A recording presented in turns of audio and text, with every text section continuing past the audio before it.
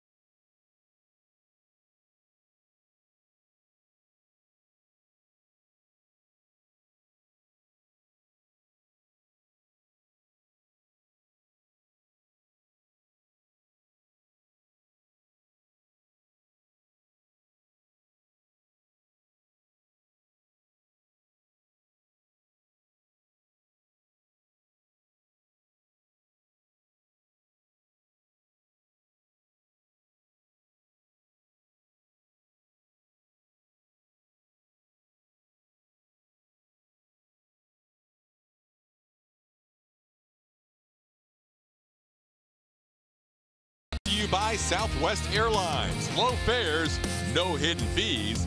That's transparency. Astros and Mariners wrapping up a 4-game series on this Sunday. When we come back, we will check out what happened in today's home run derby. Just concluded about a half an hour ago, including our own Jeff Blum in the mix.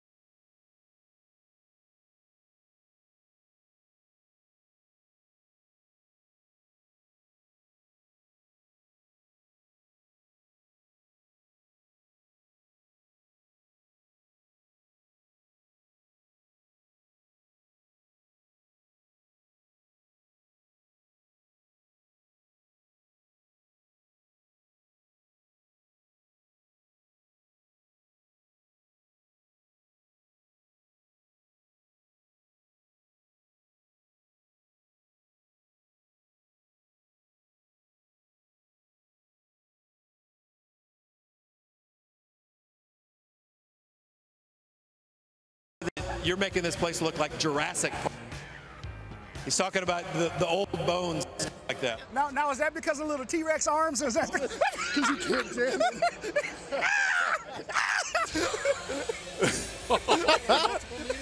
Blummer and Preston mic'd up. We will have plenty of that during the course of today's show and also on our next Astros Bases Loaded as we get ready for the highlights. Round 1, Preston Wilson was up first. Preston put 6 out into the Crawford boxes. Yeah, Preston looked really good. And I tell you what, there was a lot of nervousness in the cage, but once we got out there, we all kind of agreed after that first round. Once you get that first one out, all of a sudden the feeling comes back in your legs and hands, and then you realize you have a chance. But there was nothing like Luke Scott, though. Took him a little while to get going. Hit a lot to center field early, but then once he got that right field stroke going, they were bombs. They were prodigious. And if we were doing by footage, he'd probably have about 55 extra rounds to go because he had so much pop. Then Blummer got in, you hit righty and put 3 out into the Crawford box. Yeah, you know, I'm a natural right-handed hitter, so I knew I was going to give myself a better opportunity to at least get 1 out. And I got a little help from the fans right here, which I bargained for and got. So I appreciate that guy right there reaching out and helping me out. But, man, when I said Jurassic Park, it's because this dinosaur went out there and started hitting bombs. Craig Biggio, the oldest of the group, won the first round. He had more home runs than anybody in round 1. He knew what he was doing, and he got in a groove. We noticed that he didn't take a timeout because he was getting locked in. But in that first round, I'll gladly pull up the rear and be the caboose of these guys because they were raking. Then with Biggio and Luke in the final round, we're going to have Biggio on our broadcast later on. We're hoping to get Luke as well, but Luke is then put on the upper tank show. Yeah, it was unbelievable. You could have cut some of these home runs in half, and he would have won easily, but he put on a show with the amount, and he also put on a show with the distance. He earned it. Luke Scott, the inaugural 2018 Alumni Weekend Home Run Derby champion, Reed Ryan's idea, so he presented Luke with the trophy. That was a fun day, Blummer. You entertained the crowd. No, it was a blast, and that's what it was all about. I know that a lot of people wanted me to stay on that right-hand side, maybe hit a couple more. I knew I could have, but I had to go to that other side, show these guys up and see if I could do it from the left side. You were hitting a lot of line drives, a lot of líneas, but that was a fun day for sure. And we'll have Craig Biggio on in just a little while to talk about that as well. But first things first, we have the Seattle Mariners lineup today.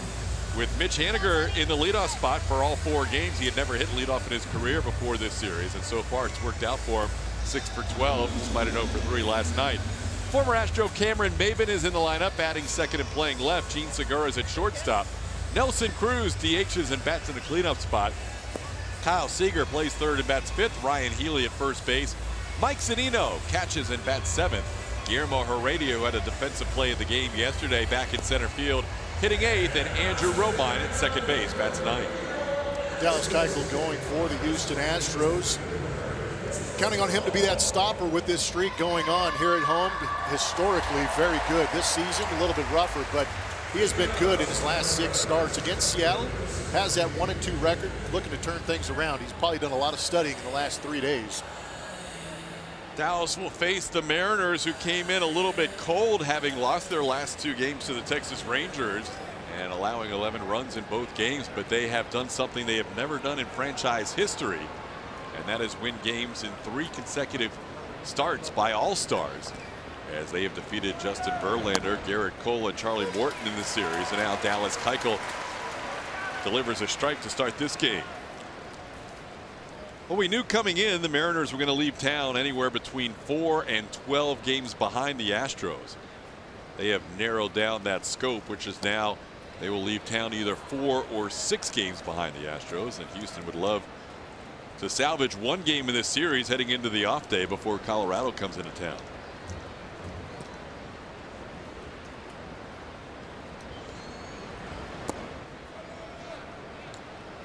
Mariners knew coming into this series they were pretty much playing for their season with this week. 4 games with Houston, then they travel to Oakland for 3.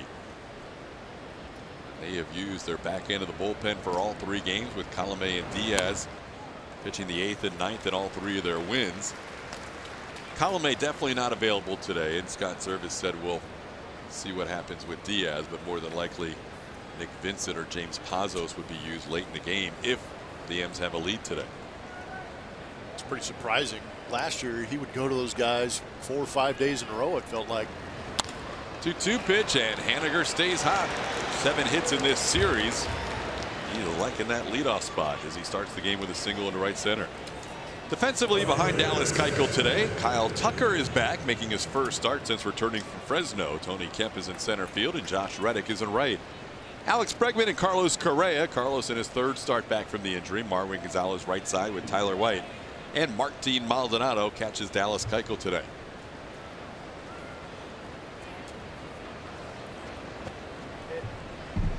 Here's Cameron Maybin.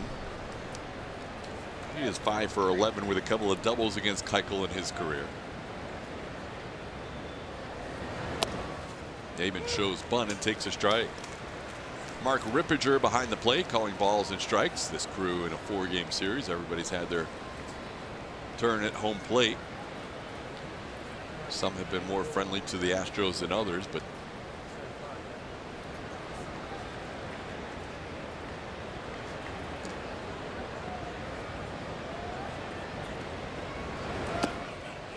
Dallas misses. It's 1-1.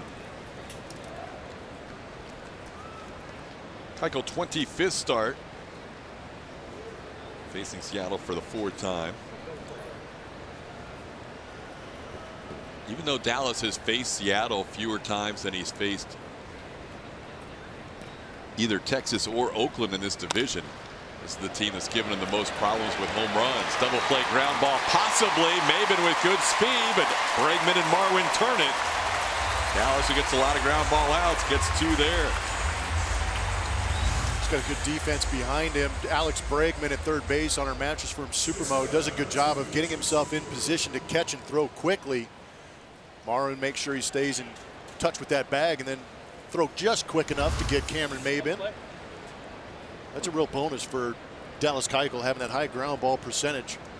One thing we're learning about Alex Bregman, I know AJ earlier in his career didn't want him to move off third base too much because he felt like it might take away from his defense at third, but he has shown after 12 straight starts at short there is no issue going back and forth between those 2 positions.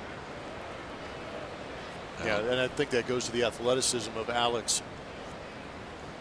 He looked very good since Carlos Correa returned from the DL. Here's Gene Segura.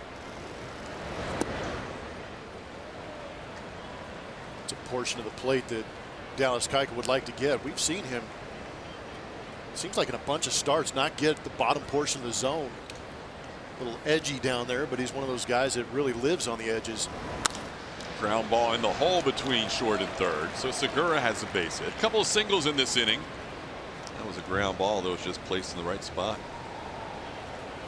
On a scale of 1 to 10, if 10 is the best you could possibly feel after participating in a home run derby, where are we right now? I'm about a half an hour removed, so I've still got a little good adrenaline push right now. But you get back to me in the third or fourth inning, I might be a little shaky. The arms are starting to shake a little bit. That's a long time to hit 3 minutes consecutively. Yeah, and well, it's one thing to go out there and hit. I told a lot of people, you know, when you're getting ready for the Hall of Fame game like I did earlier in the year, go out and get a base hit, barrel it, you know, redirect a line drive. Yeah, got that. Then all of a sudden you add the element of trying to hit it over a fence that's 315 feet away. There's a little at contact. There's a little more getting through it. And that's what I'm going to pay for, is an extra through it. My arms are getting a little shaky as we speak. I thought all four of you guys were brilliant. Who knew what was going to happen today? Oh, man. With guys between ages 40 and 52. And you guys put on the show. It was fun to watch. Yeah, I really had a lot of fun. I know that we were all concerned getting into the batter's box. We expected the cage to be out there. When we came out in the bubble behind home plate wasn't there, we kind of were like, whoa. Here's a ground ball. Correa bobbles it. He'll have to make the play to first to get Cruz. And he does for the final out of the inning. So a couple of singles and a couple of ground ball outs. And we head to the bottom of the first.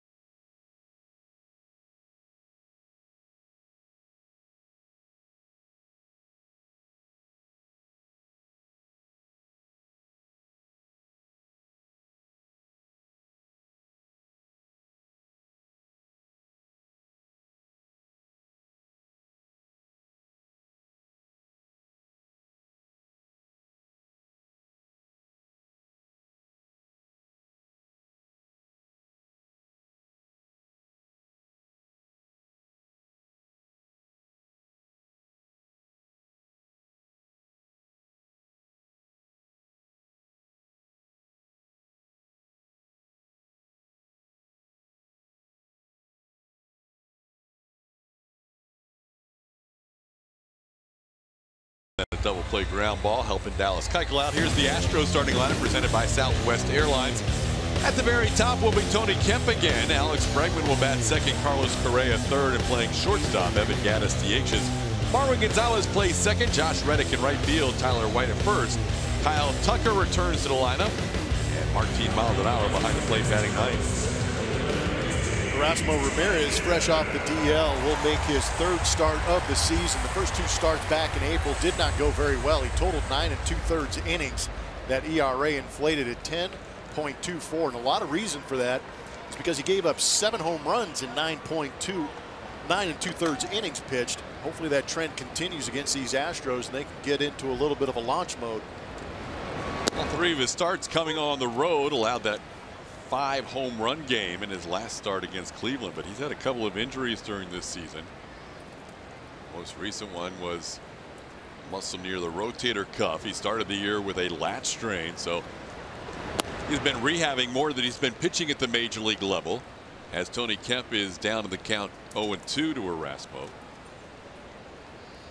The last rehab start did not go so well for Erasmo Ramirez. 4 innings of 6-hit 4-run baseball. In fact, they thought he might need another one after that, but then Felix Hernandez struggled, and they moved Felix to the bullpen and decided to give Erasmo a start today as Kyle Seager reaches in, but it's a couple rows deep. Introduce you to Erasmo Ramirez and his pitch usage. 38% of the time fastballs, so not too heavy on that heater. Uses it probably to get ahead, but he'll try and cut it, slide it, change up that speed a little bit. He's not going to blow your doors off. That fastball averaging 89 miles an hour.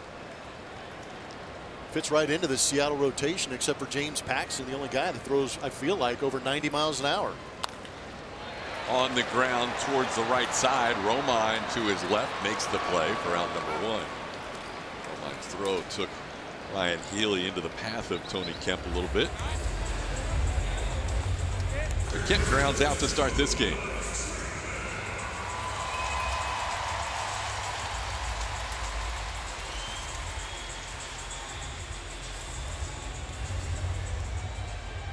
Thank goodness everybody avoided injury, much like the home run derby. We should be hearing from the Hall of Famer Craig Biggio, who will join us in the second inning. Here's Alex Bregman.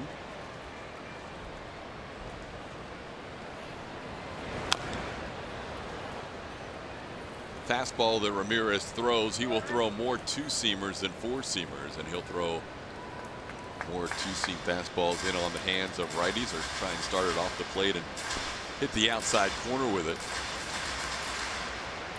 Well, we saw yesterday the pitch usage changing against Alex Bregman, kind of heavy on the off-speed stuff. And Alex doesn't normally swing early in counts. Tried to ambush that first pitch fastball in this AB.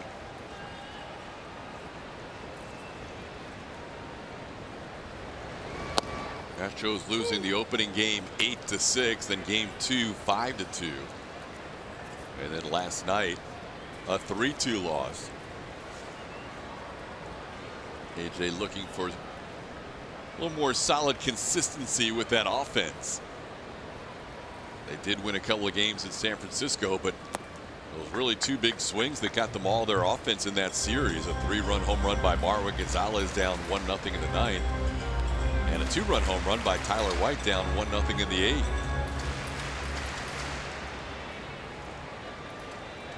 Have to go back to that Dodgers series, first couple of games. Last time the Astros offense was really solid for back-to-back games, as Bregman sends one in the air to right field, and Haniger is there. He puts it away for out number 2. Losing some tight ball games at home. There's the splits in your lower right. 59 on the road, 59 at home.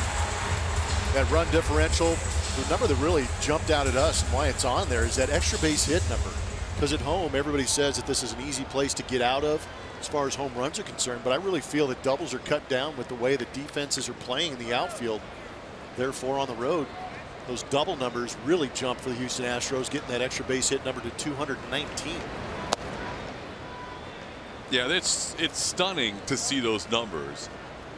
And when you consider Minute Maid Park's always been known as a hitter's park, especially here with the Crawford boxes in left field, but 61 more extra base hits in 59 games, so more than one a game on average.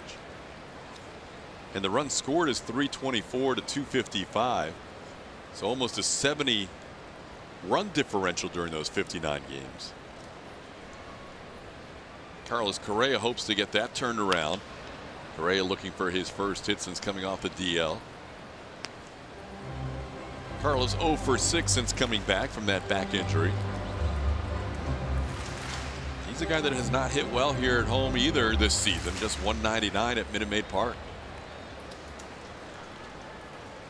Wow. Overall 262.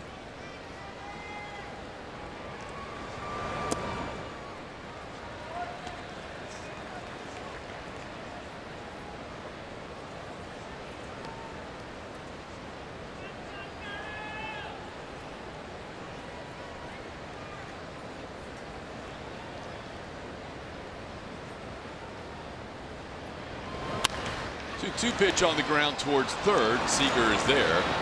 And Erasmo Ramirez has a 1-2-3 inning to start this game. We are scoreless, headed to the second.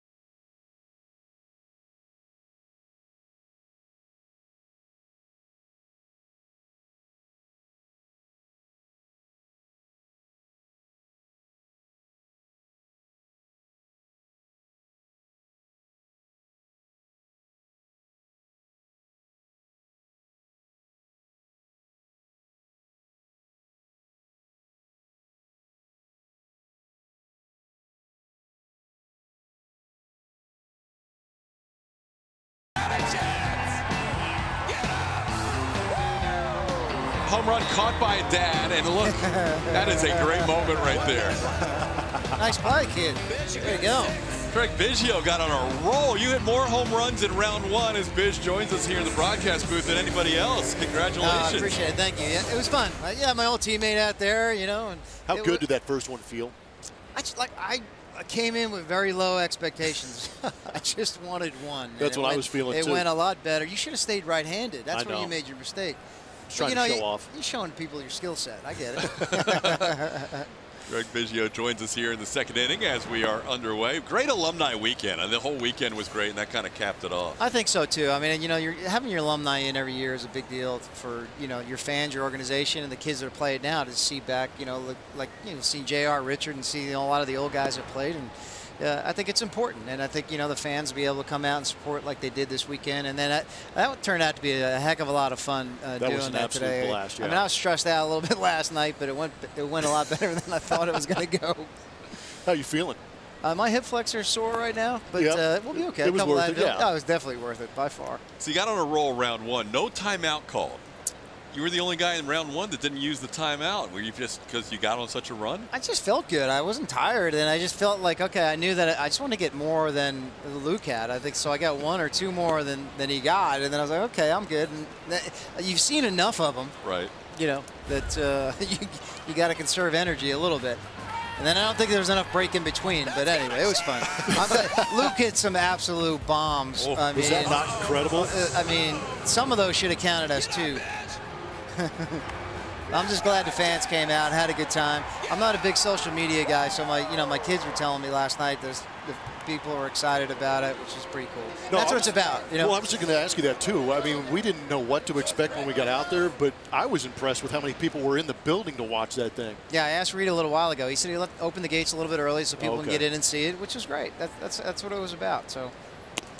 Yeah, Luke ended up winning it, and he hit some not just into the second deck, but deep into the second. Oh yeah, he was using some like really large bat early on. Then when he switched, that's when he got in a groove. So Preston said, "Hey, I have no idea why he's using that big bat." And then he went to the little bat, and then they started like going like 6 miles. Got to be quick. Yeah. Leadoff walk to Seager. Now Ryan Healy bats. Takes a call strike. It's 1-1. Well, your buddy Baggy was in our booth last night. So right. I think you stunned him by winning that first round. I got a compliment from him. So that was pretty, I got to tell you, believe it or not, I got a text message from him. He said, hey, I represented well. So I was like, hey, I got a compliment from my boy. It's a big day. So he's hard on you sometimes, man. We've always been hard on each other. That's what it's about, you know. I mean, we can compliment each other all day long, but why do we want to do that? But right? You guys turned into brothers. You're practically family, spending so much time here in Houston together. We did. And then how great was the Hall of Fame a couple years ago? It was awesome. Pretty incredible. Yeah, a lot of fun. Were you able to get back this summer? I know you've been busy with. No, I usually have a couple weeks that I'm really busy and you know, my daughter in softball and try to get out to see my son play. You know, yeah, it's just one of those summers. Have you had a chance? When was the last time you saw your son play? I think I went up to Reading, PA for 2 days. Went up and back, and then I saw him. And then we had the Hall of Fame weekend, and which you know you go every year, and it's just to be part of that fraternity, part of that team, and just be around that for 3 days is so much fun. And I think the guys that got in this year did an unbelievable job with their speeches, and all deservingly so. It was a lot of fun. How cool is it to see some of your contemporaries, guys you played with, and kind of follow their careers playing alongside them or against them for so many years, and to see them in the Hall of Fame? You know, you look back on this thing, the 90s is going to turn out to be a pretty special decade, whatever. I mean, it's just that, you know, the amount of guys that have been getting in, the players that are getting in, and deservingly so. A lot of fun. That'll be a pass ball charge of Martin Maldonado, allowing Seager to move up to second base. The count's 3-2 on Ryan Healy. Dallas working with a runner on second and nobody out. Glad to have Craig Biggio up here. So I know you only have limited time, so we appreciate you joining us here for this half inning. But now, ball up the middle. Correa tries to make a diving stop. Instead, it goes into left field. Seager wasn't sure where that ball was initially, but now he'll come around to score the first run of the game. I think Seager slid into third base. Yeah, he didn't know whether or not he was going to catch it or not. And just kind of one of those CNI signals, just far enough. If he knocks it down, he's not going to score. Yeah, that's the whole evades goal him a in little that bit. situation. That's yeah. it. Yep. Knock it down and keep the double play in order. It's got to be frustrating for Dallas Keuchel, who gets a ton of ground balls, to see this many ground balls turn into hits this season. Yeah, he's pitching really, he's put together the last 4 or 5 outings, have been solid, going deep in games, and that's what you expect from him, and then hopefully you get a little bit of offense to go along with it, and then you get some W's going. But he said he feels good and he looks good. Surprised this team has had trouble. The Astros scoring runs here at home. It seems like they go on the road and just unleash, and then they come back here and it's a little bit more of a struggle. Sometimes just things happen. You don't try to figure it out. I mean, next year they may lead all of baseball in runs scored here. You know what I mean? It's just one of those situations that Kyle Tucker puts it away. That happen at times, and you just don't try to figure it out. If you have a continuing theme here where it happens next year and the year after that, then maybe it's something you might have to. What it is going on. We've asked Baggy, how fun was that ride for you last year watching what happened 2000? Oh, the World Series? Oh, it was incredible. And it was incredible. I mean, for he and I mean, shoot, we played, 14, 15 years together. I had 20 years here. And, and Blummer played here too.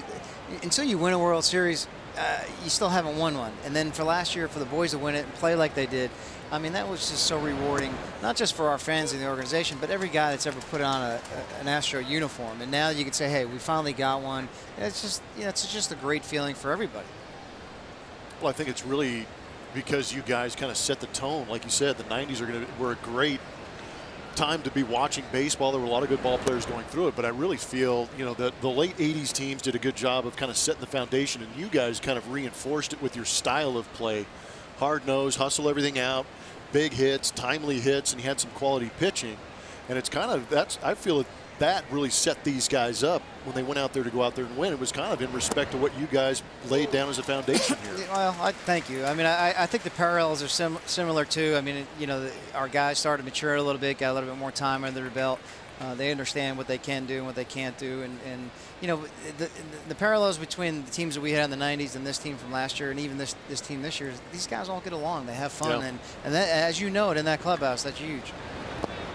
You love being around these guys down there, don't you? They're great. I do. I honestly, I love them. They're great players. Obviously, they're in the big leagues, but they just remind me of just the way it was when we were playing, and just having fun, and they get on each other, they respect the game, they run everything out, they play the game the right way, and that's why they're easy to pull for. Hall of Famer Craig Biggio joining us in the booth in the bottom half of the second inning. Excuse me, the top half of the second inning. Guillermo Heredia goes down swinging. Good pitch right there. Dallas picks up his first strikeout. Good cutter right there in his hands. He was looking for the ball away, and he ran it in on him, got him.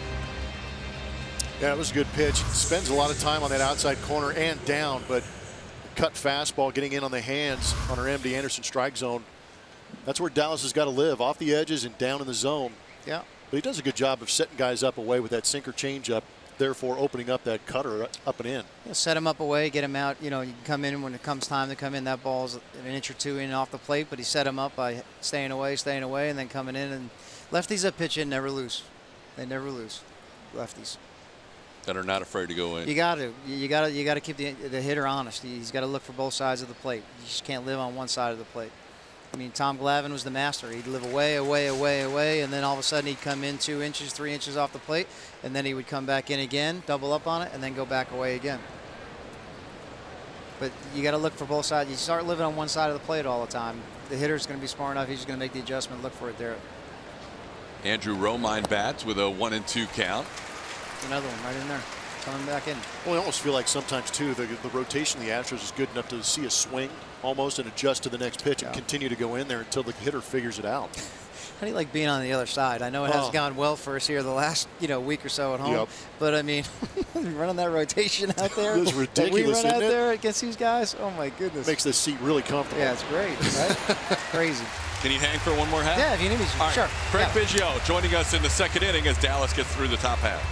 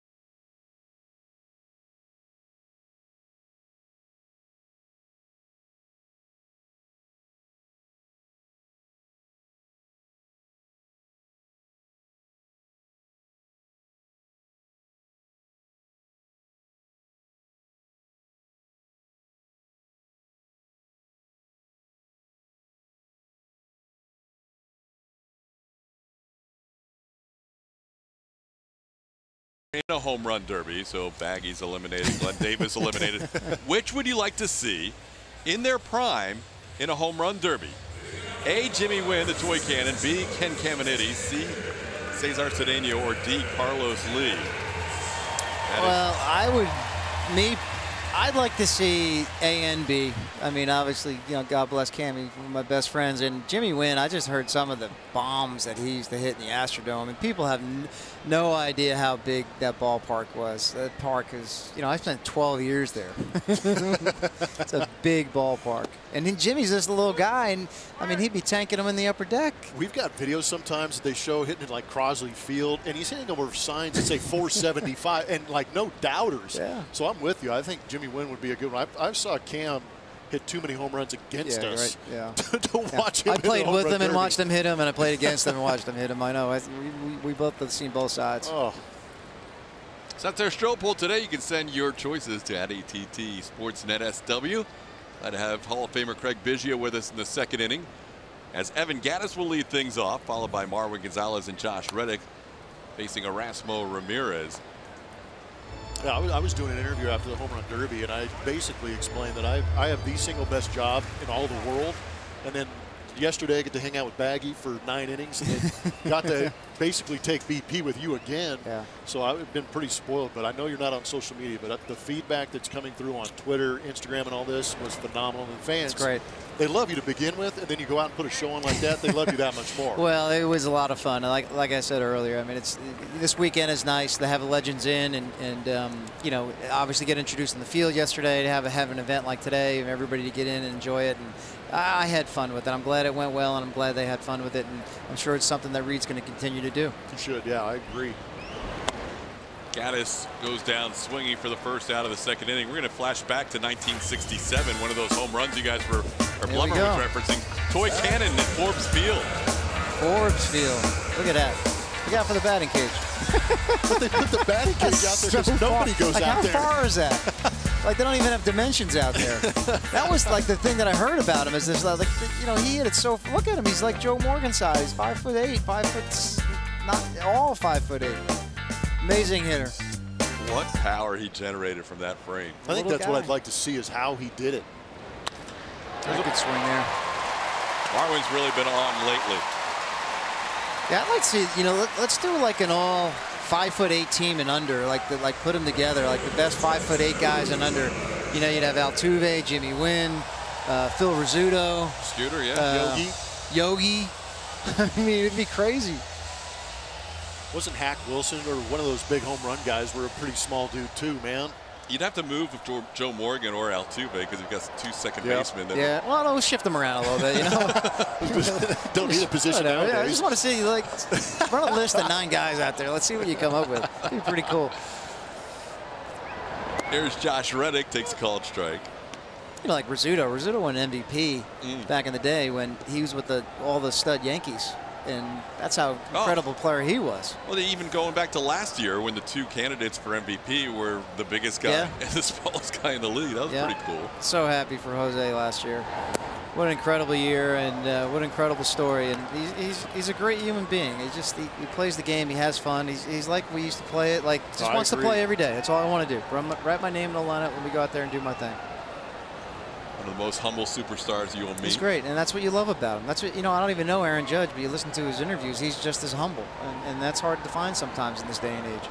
Isn't it funny? We see so many good ball players out there. We travel around more than you do. You get around quite a bit, but that's the first question I have. What kind of guy is he? Because you want to know what he's like in the clubhouse. And Aaron Judge is a guy I've talked to with the Yankees, and they absolutely love his demeanor. Humility is an amazing thing. You know, I just felt like just try to be the same person you've always been your whole life. You just go out there and play the game and remember where you came from, right? Exactly. But the humility part kind of hit us when we walked on the field and we were taking some swings. What was the first thing we all said? Man, this game's hard. We were happy for each other. It was like, oh my God. Yeah. Okay. I was like, okay, Preston, great. That's awesome. He's going to go to the second round. I don't have to take another round. Like, exactly. Okay, Blummy got some. Okay, I'm not going to have to hit again. Like, and then whatever. You got on a roll. So you got dialed in. Bracamante throws a phenomenal BP, by the way. I got to tell you, I hit a couple of days ago with him, and he's throwing it to me, and I'm like, You know, he's throwing it to me, and I'm like, dude, you got to take some off. And he takes some more off. He goes, no, you got to take more off. And he's like, no, a little bit more. Bat speed ain't the same as it used to be. I asked him afterwards, I go, how hard is it to hit our barrels? Thank you. He found him. He found my sweet spot. Perfect. Yeah, just go to point A to point B. That's what you do with little leaguers, right? You That's try to what I find out felt where like, they're swinging it, and then just try to throw it there. And that's what he did. He made us look good. He absolutely did. I'm grateful for it. Shoot, he's got like 3 or 4 All-Stars, don't he? All-Star And he's games. thrown in 3 or 4 home run derbies, too. What a great story. Good guy, too. Good guy to be around. Javier Bracamonte was throwing BP. Also did the same in this year's All-Star game for Alex Bregman in the home run derby. Yeah, he did great. Yep. Yeah, he did awesome. If it wasn't for that 440-foot rule with the extra time for Kyle Schwarber, Breg would have advanced to the next round. Luke Scott we'd still be hitting if they had that rule in our home run derbies. That was impressive. Yeah, we wanted definitely. Yeah, just why even take a second round? No. I mean, you don't see. We see a lot of BP at the visitors. Yeah. We don't usually see ours because we're working, but we rarely see guys go where Luke Scott went today. We had like 4 legitimate, like, wow, you know, impressive ones. Well, the one that impressed me the most was the one he hit at the Budweiser party deck out there in center field. It got up there, and you're like, wow, he got that good. And that thing never came down. Right? Crazy.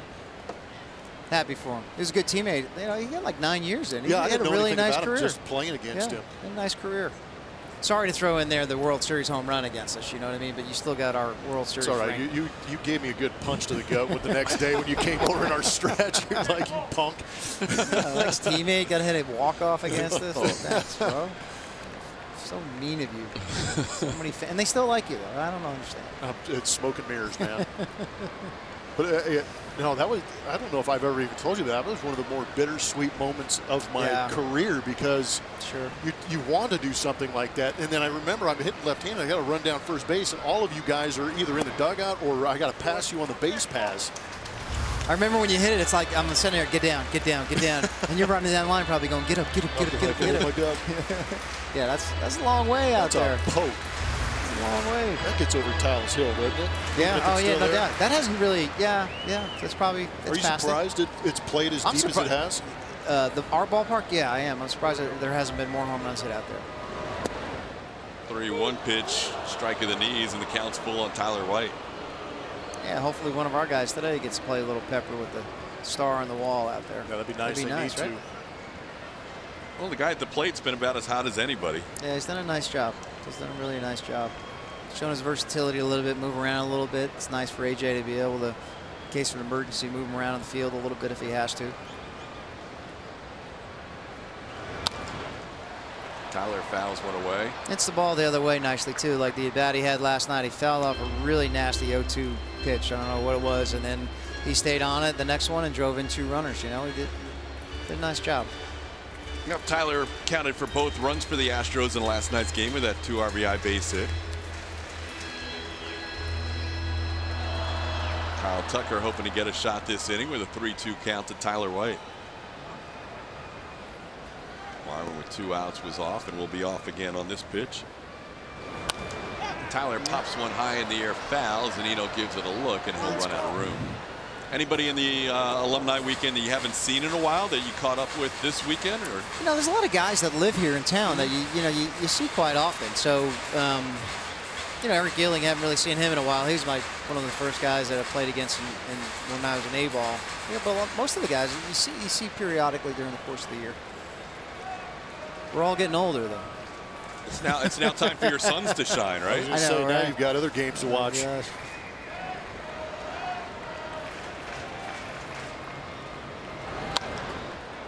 that one's towards right.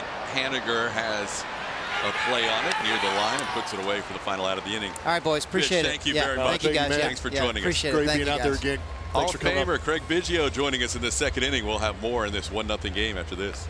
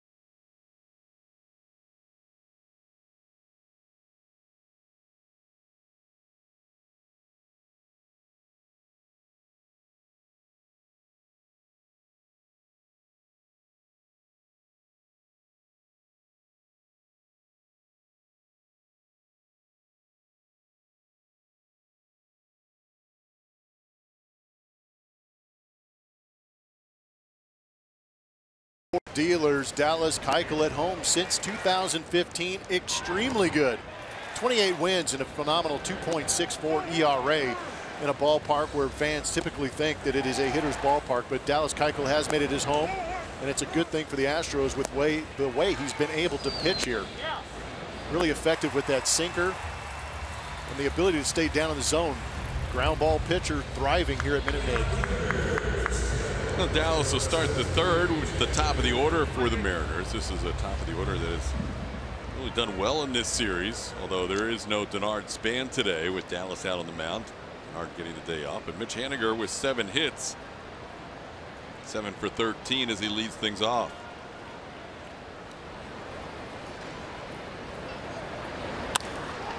And a line drive base hit to left. That's his 8th hit of the series. Mitch Haniger may never leave the leadoff spot. May never leave Minute Maid Park. 8 for 14 as he leads off with a single to left. Tyler White may want to have a conversation and ask Mitch Haniger how he's doing it here. Haniger was 3 for 19 against Dallas prior to this game, and he's 2 for 2 today.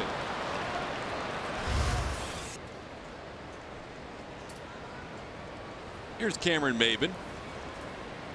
Maben grounded into a double play his first time up.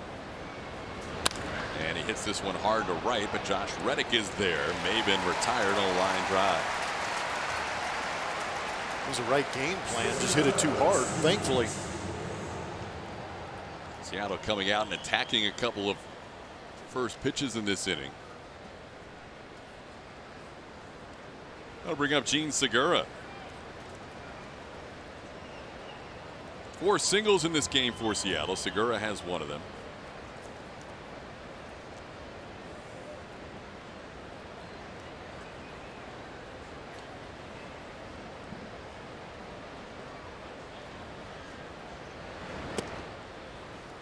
Astros starting the day leading Seattle, who's in 3rd place in the division, by 5 games. Oakland winning last night in Anaheim. The A's are now 3.5 games back. The Astros started that last road trip in Seattle. They lost the first game of that 3-game series at Safeco Field, then won the next 2. But after losing that first game, they were 3 games ahead of Seattle. They have not been any less than 3 games ahead all the way back to July 6th when they were 2.5 games up. So things bunching up a little more than maybe the Astros would like after losing the first 3 games of this homestand.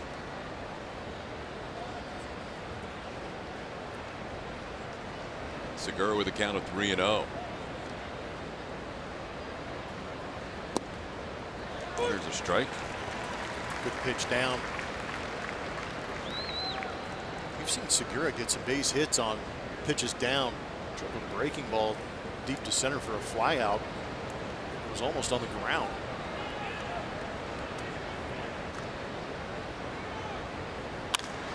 This ball hit hard but foul, and the count's full.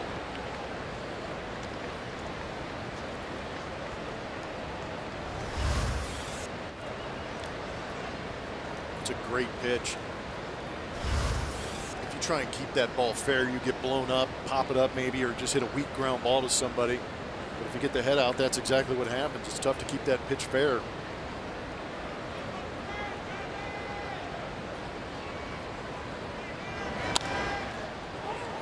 Softly hit to right field, and that's going to be a fair ball as it lands just inside the line. So a little bloop hit by Segura. He hasn't hit the ball very hard today, but he's 2 for 2.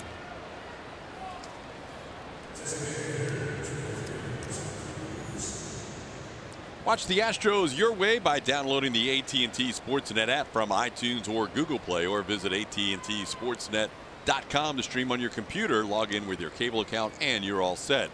Available for those with AT&T Sportsnet in their TV subscription. Blackouts and territorial restrictions apply. Blummer. Man, I was hoping and praying on that one. I think that's the one the fan picked me up. Here's Nelson Cruz taking a pitch up high for ball 1. Yeah, that was one where the fans in the Crawford boxes were encouraged to catch balls over the line. Absolutely.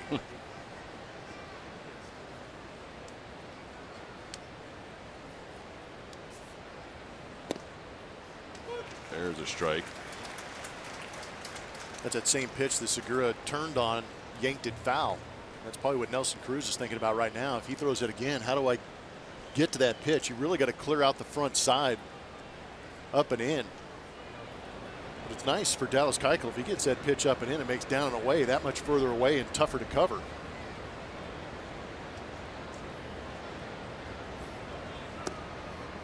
Doesn't get the call there. It's 2-1.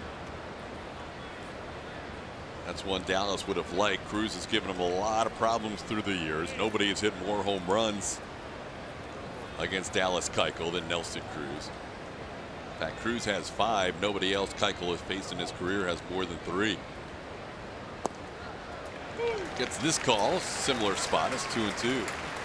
Yep, he pulled the string on it a little bit, changed the speed and also the break too. The changeup kind of going down and away. I guarantee you Nelson Cruz was waiting for that pitch to cut or maybe come back to him a little bit. Good late fade on it.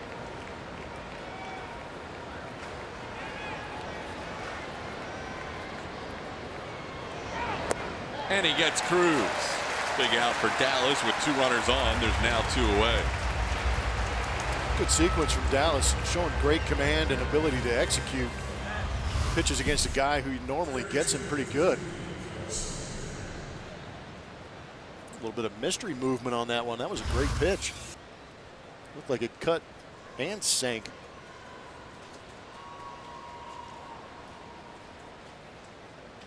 Here's Kyle Seager, who walked and scored the only run of this game. Seager advancing to second on a pass ball. That makes that run in the second inning an unearned run. Swings and misses the first one from Dallas.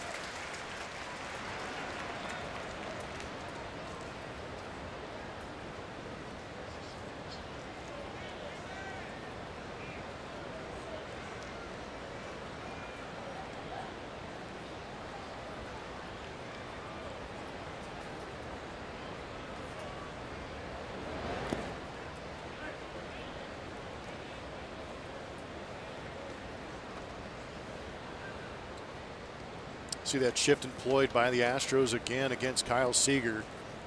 A lot of those baseballs to the pull side. Alex Bregman's got to linger a little bit closer to third base with that runner at second base for the possible steal attempt.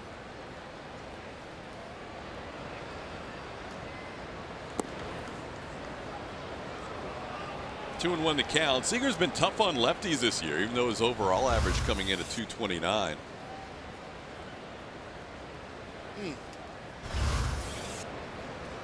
Maldonado doing his best to try and get that call. Seager at 284 against lefties with 5 home runs and 31 runs batted in, as Dallas and Martin Maldonado have a little conference on the mound. They have not worked much together.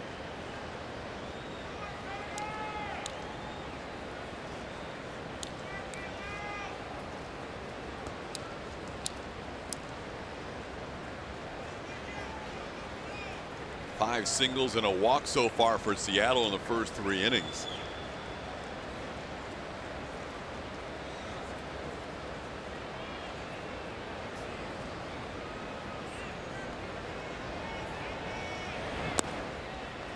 And Dallas with a strike. It's 2-2. Watching where Maldonado is set up and watching where Dallas is putting his pitches, it seems like he is throwing pretty much everything where he wants to today.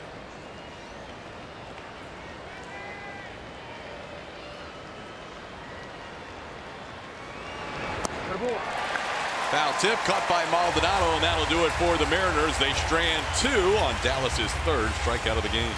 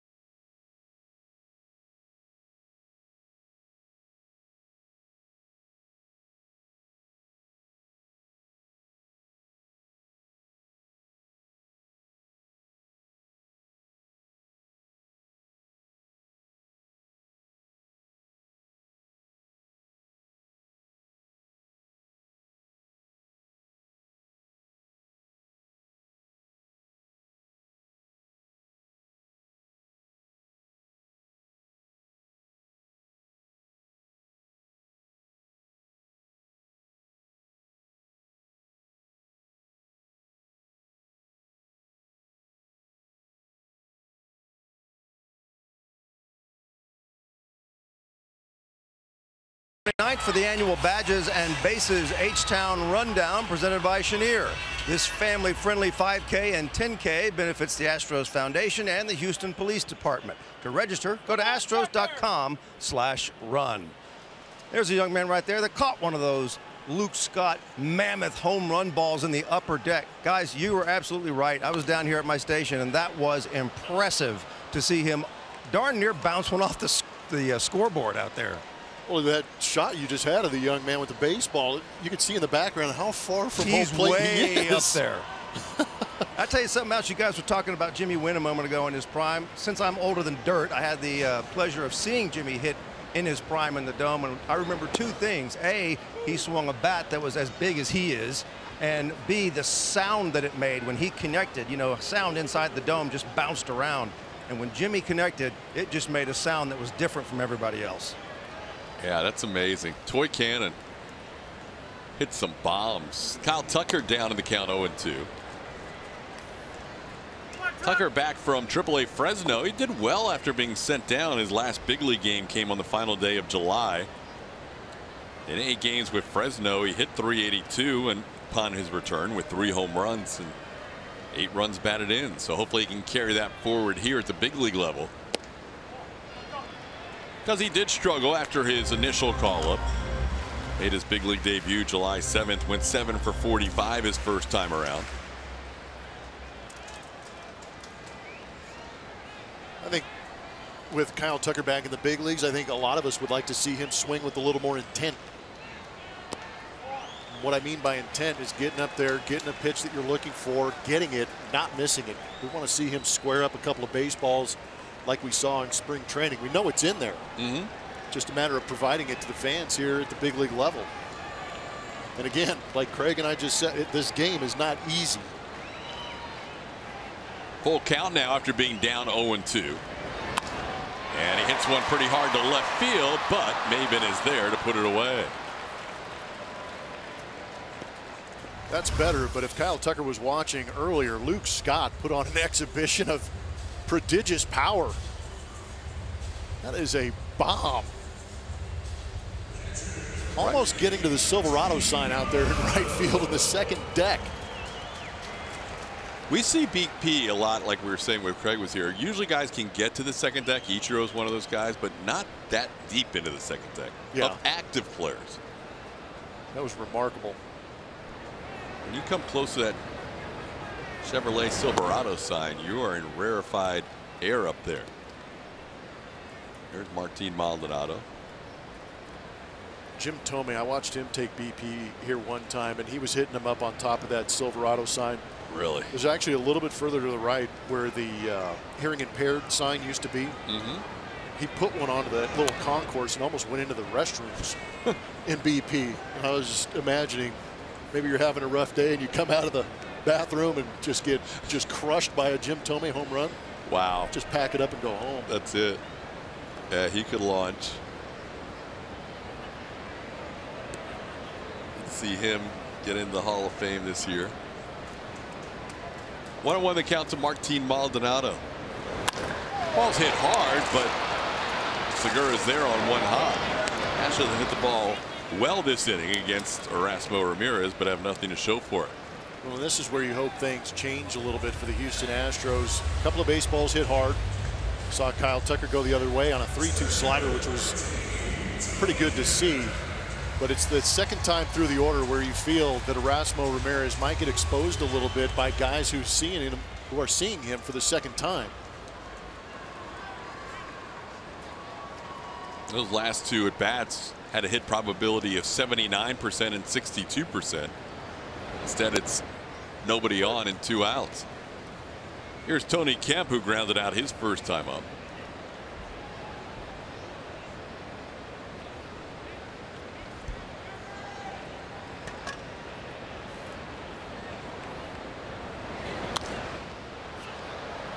$10,000 away. Tony's last 30 starts batting .326. And overall this year, he's one of those guys who has hit well at Minute Maid Park, batting .342.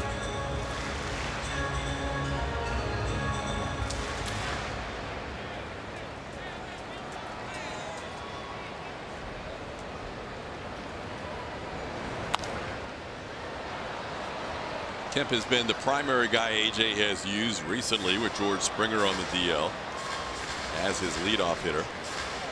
Saw Bregman up there for a few starts as well. We should see George coming up on the next road trip. He is eligible to come off the DL after this homestand is over.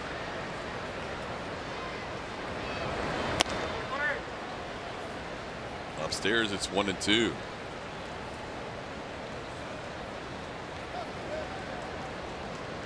Astros trying to buck a trend which has not been a good one. They have lost 9 of their last 10 home games to the AL West, and 3 in a row to Seattle. AL West is, as a whole, the Astros have done well on the road, but not here at Minute Maid Park.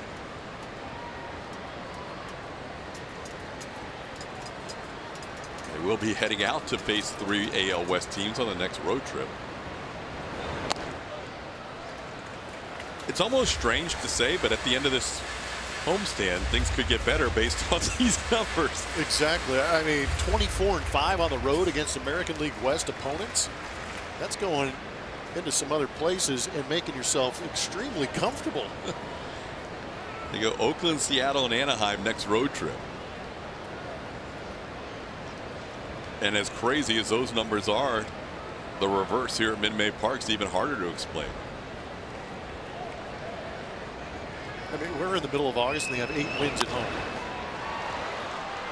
Ground ball towards Segura, who makes the play on Kemp, and Erasmo Ramirez has another 1-2-3 inning. He's retired 9 of the 10 he's faced.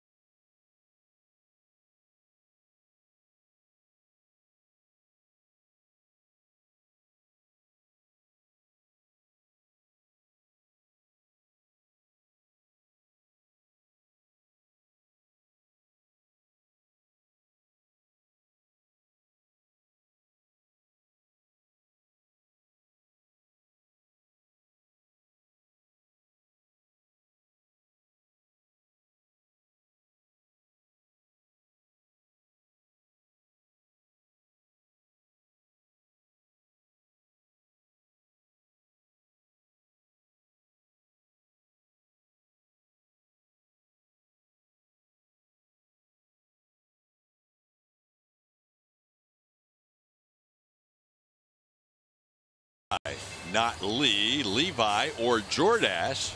Hey, 18, record holder. A Jordash reference on a broadcast. I like that. Start bringing in Gloria Vanderbilt. I'm going to be really impressed. Not Lee, Levi, or Jordash. That's one of our better clues ever. Ryan Healy will lead things off in the 4th inning. You used to peg your Z Cavaricis, didn't you? I wish I knew what that meant. Oh. I've got a couple pair left over. I'll show you one of these days. There you go. Ground ball slowly hit towards Correa. And there's one away. I mean, back in the day, Jordash monopolized the specialty gene. Now it's like there's millions of choices.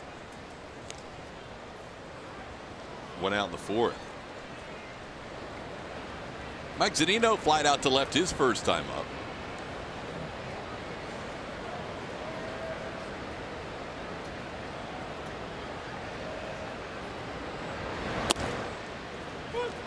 Takes a called strike. Another good crowd on hand today for this final game of this 4-game series. Had a sellout here on Friday. Had almost 39,000 last night. And another ground ball. Another chance for Carlos Correa. And Correa makes the play for out number 2. We've got some league leaders for you. They're going to be presented to you by Houston Methodist. Ground ball percentages. Clayton Richard leading the way in the major leagues at 57%. Right behind him, a couple of Astros. Dallas Keuchel consistently on that board. Lance McCullers mixing in there. What's great about that is that high ground ball and high whiff percentages make him very effective. Some good ground ball pitchers on that list. It is amazing to watch Dallas do his thing. He almost consistently gets a high percentage of his hits allowed as singles. A lot of them aren't that hard hit either. I've seen Gene Segura with a well-placed ground ball and then a flare to right. He's still second only to Chris Sale in soft contact percentage amongst AL pitchers. Dallas at times this year has worked with some really poor luck. 1-1 the count to Guillermo Heredia.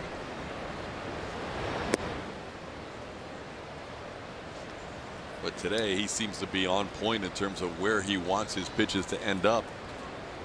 He and Maldonado have been working well together. See Maldonado go down to that Tony Pena stance, trying to get small and give that umpire a view, because that first pitch was a great pitch.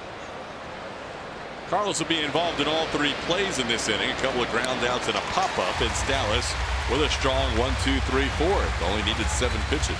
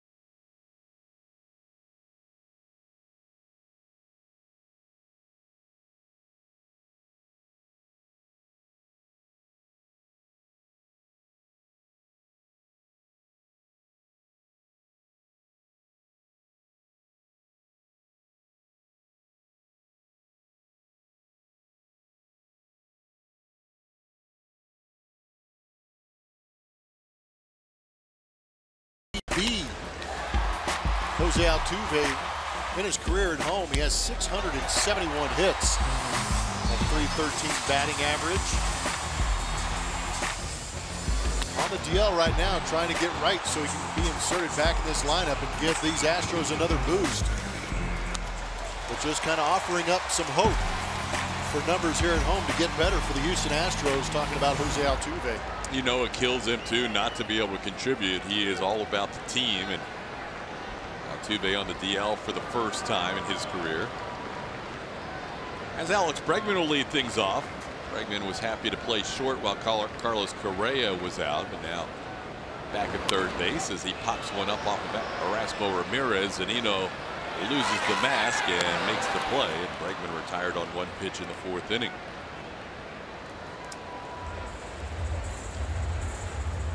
So the numbers lately have not been so good for the Astros offensively, and a lot of that has to do with the MVP not being in the lineup. Yeah, he's definitely a high energy guy, but a high output guy too. Has an effect on this team, whether he's getting on or driving in runs. He is an impact, and he has an MVP trophy after last year. And you remove that MVP, those numbers take a dip. And while Carlos has come off the DL on Friday, he's still not quite where he wants to be. He's 0 for 7 since coming off the DL. Hopefully he can get that timing down and do those Carlos Correa type things that we expect from him, as he came into the DL situation with 13 home runs and 49 runs batted in. And then missed 36 games while he was away. The team was 21-15. And I agree with what Baggy said yesterday.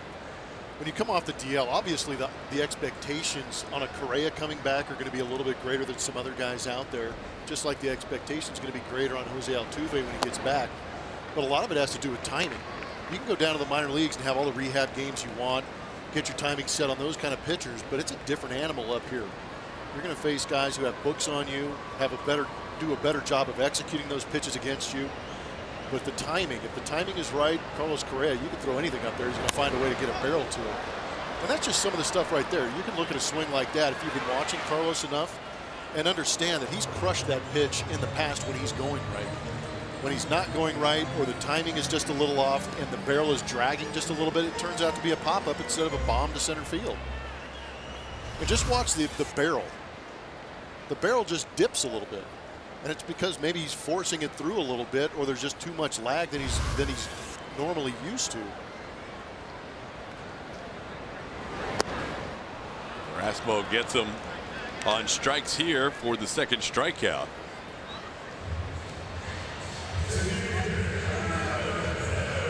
There's not too many guys in the minor leagues that are confident enough to go out there and throw a changeup right on right too. So that was you got to give Erasmo Ramirez credit on that 2-strike pitch, throwing a changeup in a great spot. But this guy right here is comfortable. Ramirez, yep, got to find a way to kind of break up that rhythm if you can. Mariners didn't know what to expect out of him coming off his last rehab start of 81 pitches. But he has been very good today as he faces Evan Gattis. Gattis down in the count 0-1. Evans trying to snap an 0 for 15 right now, and he's a guy who's like Carlos Correa, who has struggled here at home. Evan bounces one to third, and Seager has the play for the final out of the inning. Another 1-2-3 inning for Erasmo Ramirez.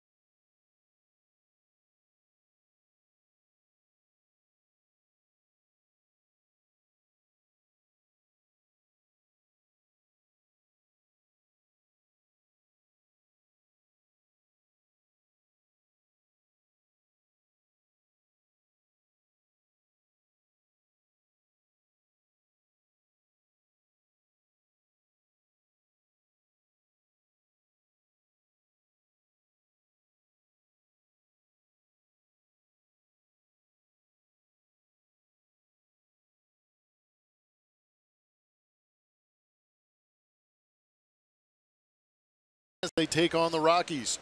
For tickets and more information, visit astros.com/tickets. Now it's Keuchel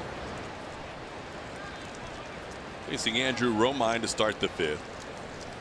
There'll be Romine, then back to the top of the order for the Mariners. Mariners have 5 singles against Dallas. Also, Dallas issued a walk, but he had a 1, 2, 3, 4th inning. Dallas has struck out 3 so far.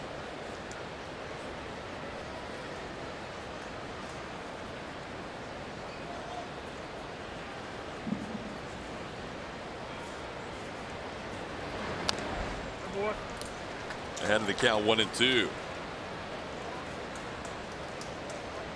Dallas struggled last time he faced Seattle here at Minute Maid Park. Pitched better against them on that most recent road trip. Mariners got him for 3 home runs in the start here at home on June the 5th. Now ground ball slowly hit towards third. 15 home runs allowed by Dallas against the Mariners, the most of any team in baseball. Today he has been really good, limiting them to singles and ahead of the Romine 1 and 2.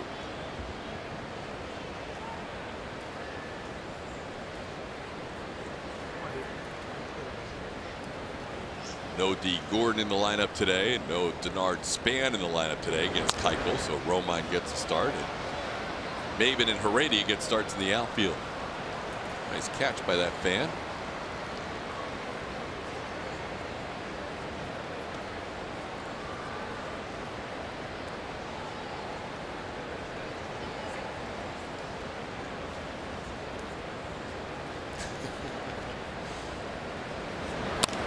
One-two pitch is sent the other way for a base hit. That is another single allowed by Dallas. 6 for the Mariners.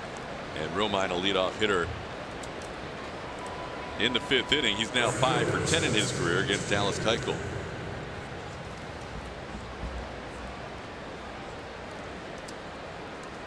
I'll bring on Mitch Haniger. Astros have to find a way to solve this guy. He is 8 for 14 in this series. I think I know how Nolan Ryan would figure him out. Not too many guys do that these days, though. Buzz the tower. Oh, maybe more.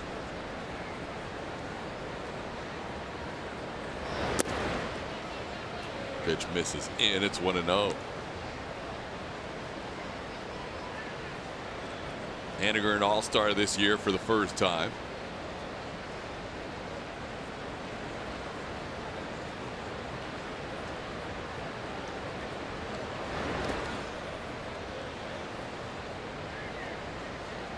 He's done well. He's been a pleasant surprise, driving in a ton of runs. 75 on the season as he steps in. Tied for 5th with his teammate Nelson Cruz in that department.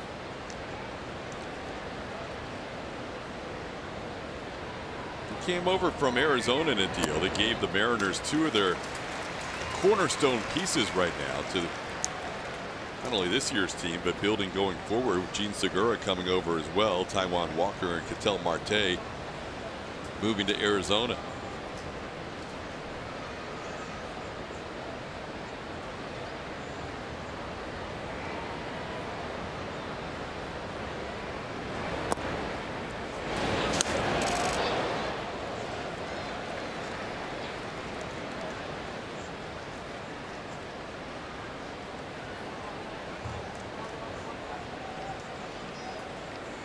Just a matter of time before Martin gets his first pickoff. He's been trying a couple of times as an Astro.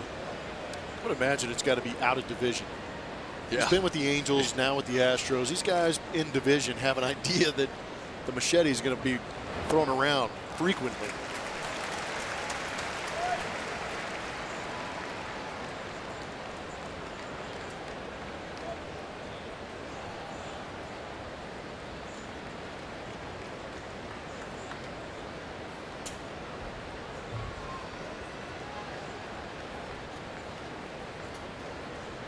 Counts full against Haniger.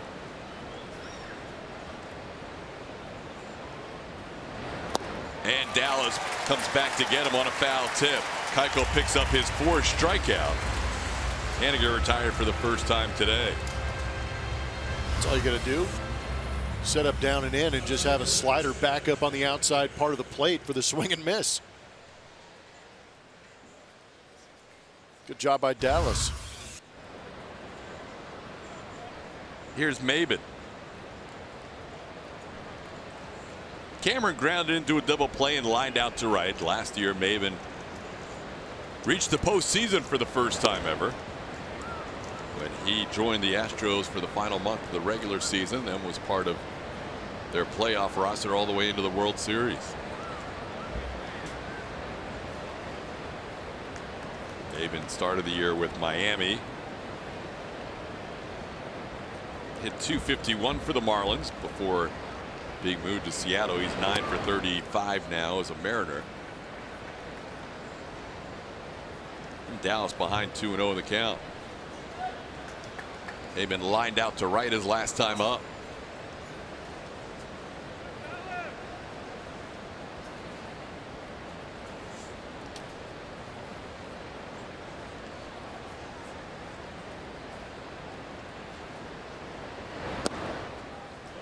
There's a strike.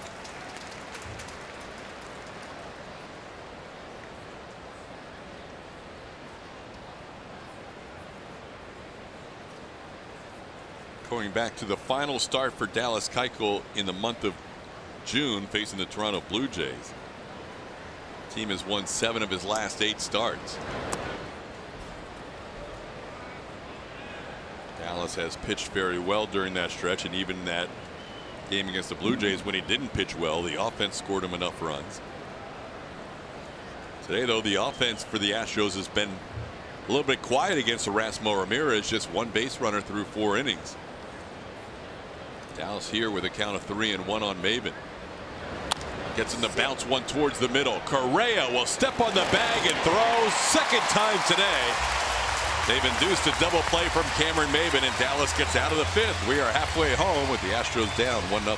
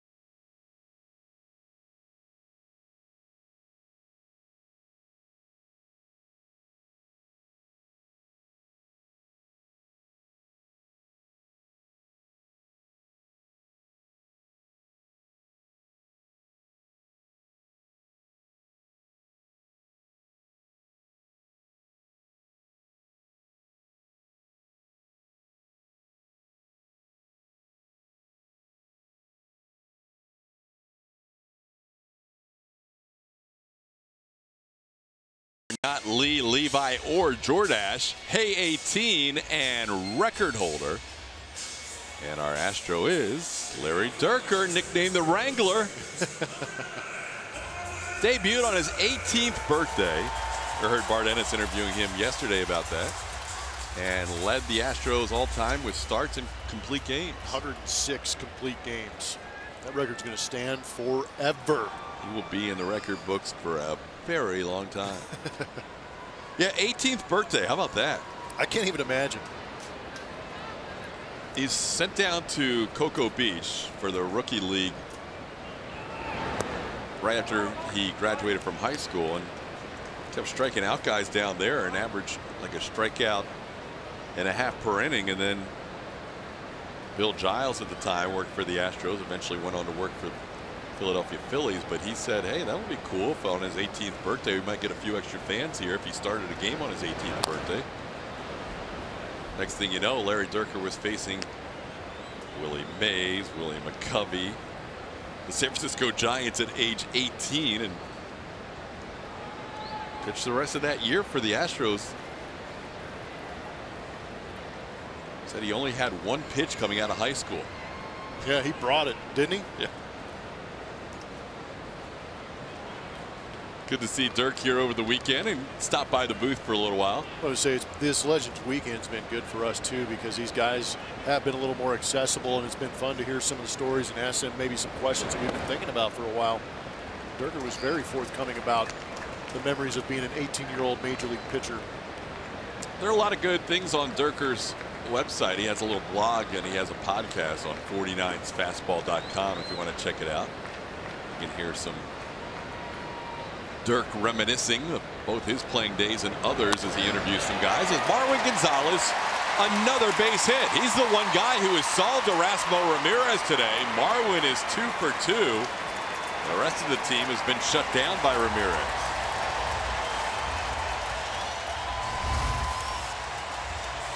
Down in the zone, but we know that Marwin likes to hit the fastball, and usually left-handed hitters like that fastball down in the zone. He does a good job of getting on the legs and hitting a nice line drive to right center field. Just hope that he shares some of that information with the other guys and tells them that Erasmo Johnson is able to be hit. Erasmo Johnson. Yeah, reference to Randy Johnson, because that's who he's looking like right now. Marwin's hit in 7 of his last 8 games now, and is 12 for 28 during that stretch. Here's Josh Reddick, who flied out to center field his first time up.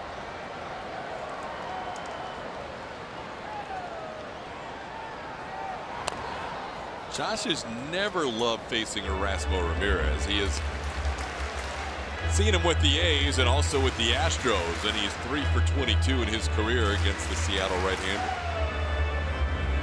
Ramirez working with Seattle for the 2nd time around in his career.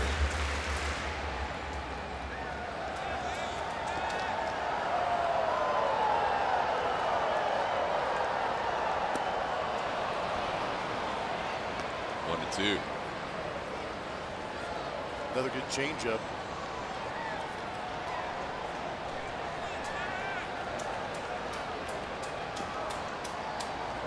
Dirk was given that name Wrangler by Milo Hamilton.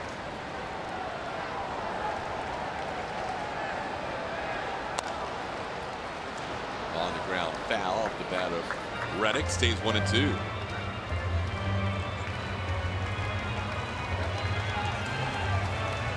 Astros with 2 hits, both by Marwin Gonzalez. The rest of the team today is 0 for 12. StatCast AI, powered by AWS, shows you that there is a pretty extreme shift being played against Josh Reddick. Segura, Romine, and Healy on that right-hand side.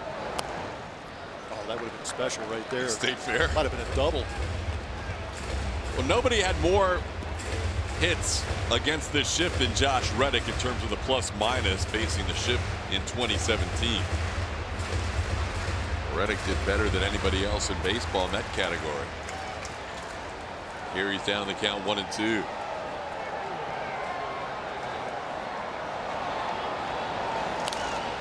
Looks like he's going the other way. Trying it to.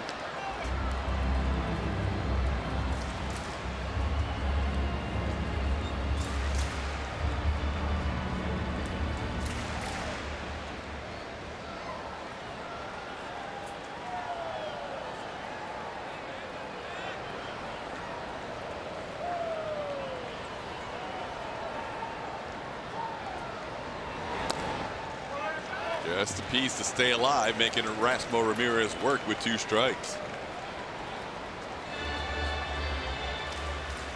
If anything, he's getting that pitch count, hopefully get up enough to where Service will think about getting into the bullpen, but no damage being done even with that pitch count at 67.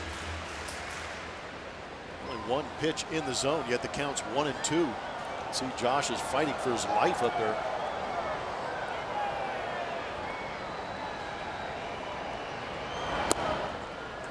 outside, 2-2. Ramirez, 28-year-old, started his career in Seattle in 2012. Pitched 3 seasons in Tampa Bay before he was traded back to the Mariners last year. 9th pitch of this at-bat. Reddick pulls through it, hooks it foul.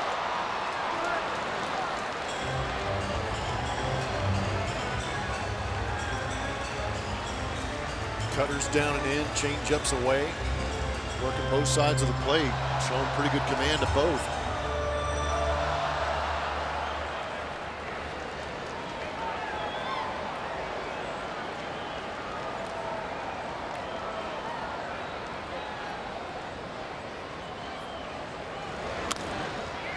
Into center field, shallow, coming on Heredia. He won't get there. Marwin gets to second. Josh Reddick, a 10-pitch at bat, ends up with a flare single to center.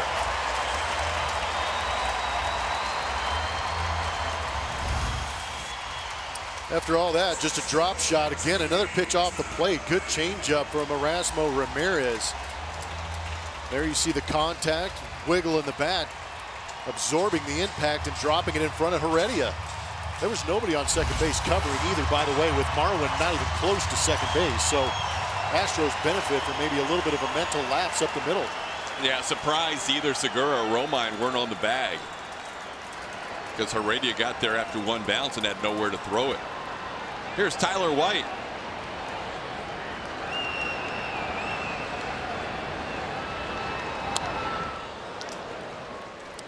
Power Players presented to you by TXU Energy, and pretty good power source in recent days has been Tyler White. Since July 29th, he's played in 11 games, 6 extra base hits. That was the big one in San Francisco off Ray Black. Going up the ladder to get 99 miles an hour, then getting on Edwin Diaz and that slider. In that time, he has 8 RBIs, so a good guy to have up who's been swinging the bat well. And he doesn't leave the zone very much. Erasmo Ramirez hasn't been getting many swings and strikes today either. He does have 2 strikeouts, but of his 72 pitches so far, just 6 swinging strikes.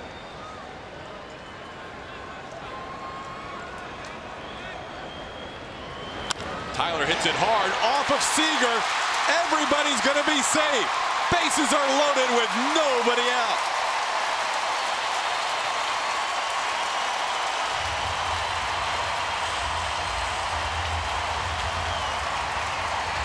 They're going to give Seager an error on that play. Man, that was a rocket off the bat of Tyler White. Tough air. Really? I was already writing down base hit. This would be a great angle of it. Gets the barrel out. Good finish on that swing, getting a little extra life. That just ate up Seager. He had nowhere to go with that ball being hit as hard as it was. Got to protect Erasmo's ERA. I guess for now it's an error. Tyler hit the ball hard. And Kyle Tucker gets to bat with the bases loaded and nobody out. This would be a good time to show us some of that pop we've heard so much about.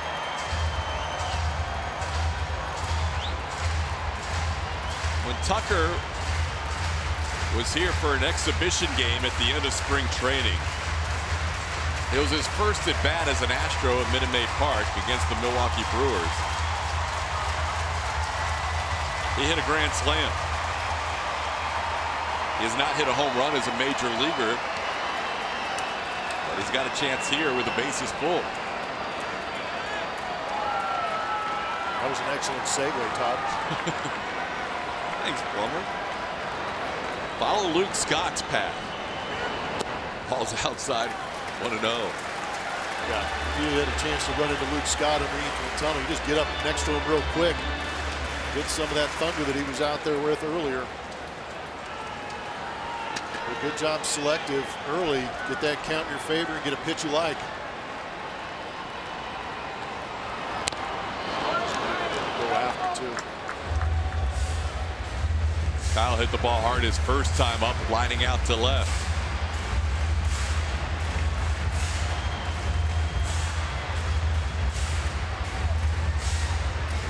Marwin on third, Josh Reddick on second, Tyler White on first.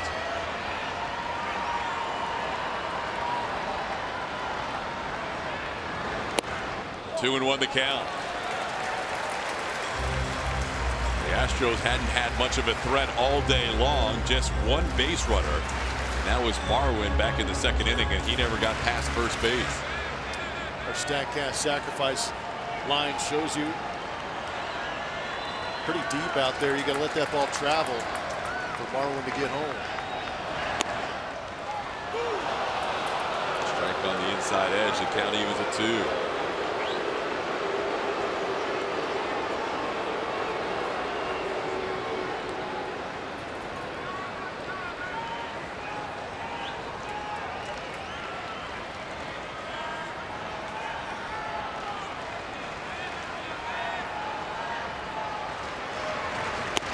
And a called third strike.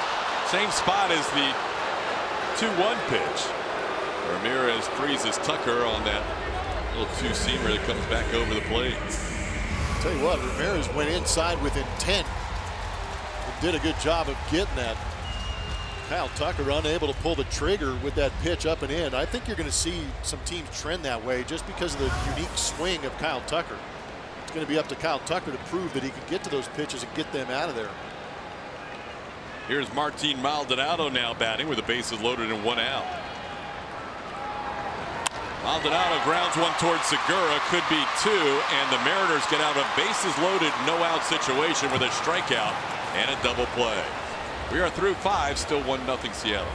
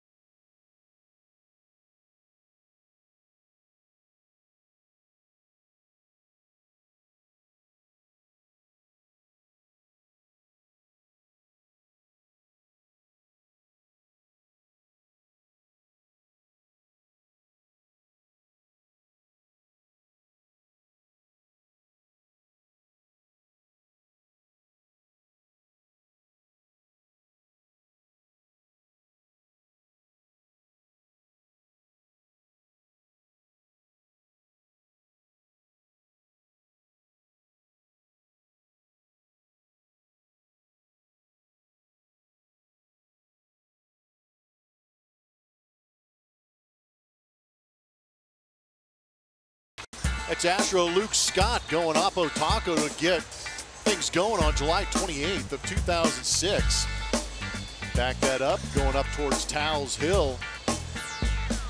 Putting his head down, getting to third base, so you got a home run. You got yourself a triple. Feeling pretty good. Yank one down that right field line. Busted to second base. There's the double. How about the reverse cycle? And a base hit to right. Completes a cycle for Luke Scott.